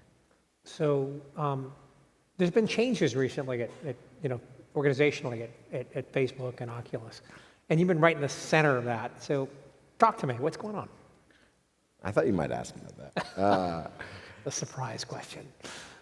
So I have a strong belief that you should wake up every day and want to run to work. You should love what you're doing. Life is short, and we should all love what we're doing as much as we can. And you should really be passionate about that. If you're loving what you're doing, you're going to want to get there as fast as you can, and you're going to stay up all night thinking about it. And I found myself in the beginning of Oculus, I barely slept. It was this time where I was just totally immersed, and we were creating this future, and it couldn't be more exciting. We built this incredible team of some of the most talented people in the world, with John Carmack and Michael Abrash and Ottman Binstock and Paul Pedriani and Dean Beeler. There are just so many talented engineers, and they're all working really hard right now back home. But after a while, when we scaled, when we shook hands with Mark, we were 60 people to come together, and we got to a point where we were over 1,000 people. And along that path, I started to spend most of my time managing the org, and a lot of time on recruiting these 1,000 people, but a lot of time managing different organization problems. And I started to think, this isn't what I'm best at. I like to create products, and I was a programmer for a long time. I really like engineering. And when I wake up every day and I think about what was most inspiring and exciting about the beginning of Oculus, it was creating the Rift, and then it was creating Gear VR, and it was creating the products and the team. But managing, org challenges, HR challenges, different things on the roadmap, there are other people that are probably better than me. So I talked to Mark and Shrep, and we, went down a little path of, what would be the job that I'd want to most do that would keep me waking up and running to work every day. And I really appreciate and respect that they said, why don't you go off and think about what that is and come back and tell us, and let's see if we can make that work. So I thought about it for a few days. I talked to Nate and some of the other co-founders and the team and said, what do you guys think? This is what I love to do. And they said, well, why don't you go do that? And that was managing research, computer vision, and the Rift group with Nate and Michael Abrash and a number of the early pioneers of Oculus. And we're really working on the future and creating the next generation of where all of this is going. That's what gets me up every day, inspired to just run to work as fast as I can, obsess over it, spend all my life on it. And everybody, I think, should do a reality check every few years, maybe even every few months. Are you doing what you love? And if not, you probably need to make a change. And I really appreciate that Mark and the team let me make that change. And I'm having as much fun as I had in the beginning of Oculus now. Wow. You know, it's interesting. Earlier today, I said in the talk that all of us here owe you, a few other folks like, you know, Clay at Google and, you know, Andrew House at Sony and, you know, and Alex at HoloLens, the people that sort of marshaled the resources to create the opportunity for all of us. And so, two thoughts. One is, thank you. You got us this far. And secondly, I couldn't be more excited about the notion that you're back in the saddle as Chief Visionary Officer Inventing Tomorrow, because we need you to do it. Brendan, what an amazing, amazing ride. Thank you. Congratulations. So, look, this wraps Vision 2017. I want to thank everybody for, you know, first off, all the amazing presenters. I mean, I learned so much in rehearsals and then when the clicker didn't work in the presentation. But seriously, amazing stuff. Thanks for being here, and go out there and invent the future. Thanks. Thank you. Hey.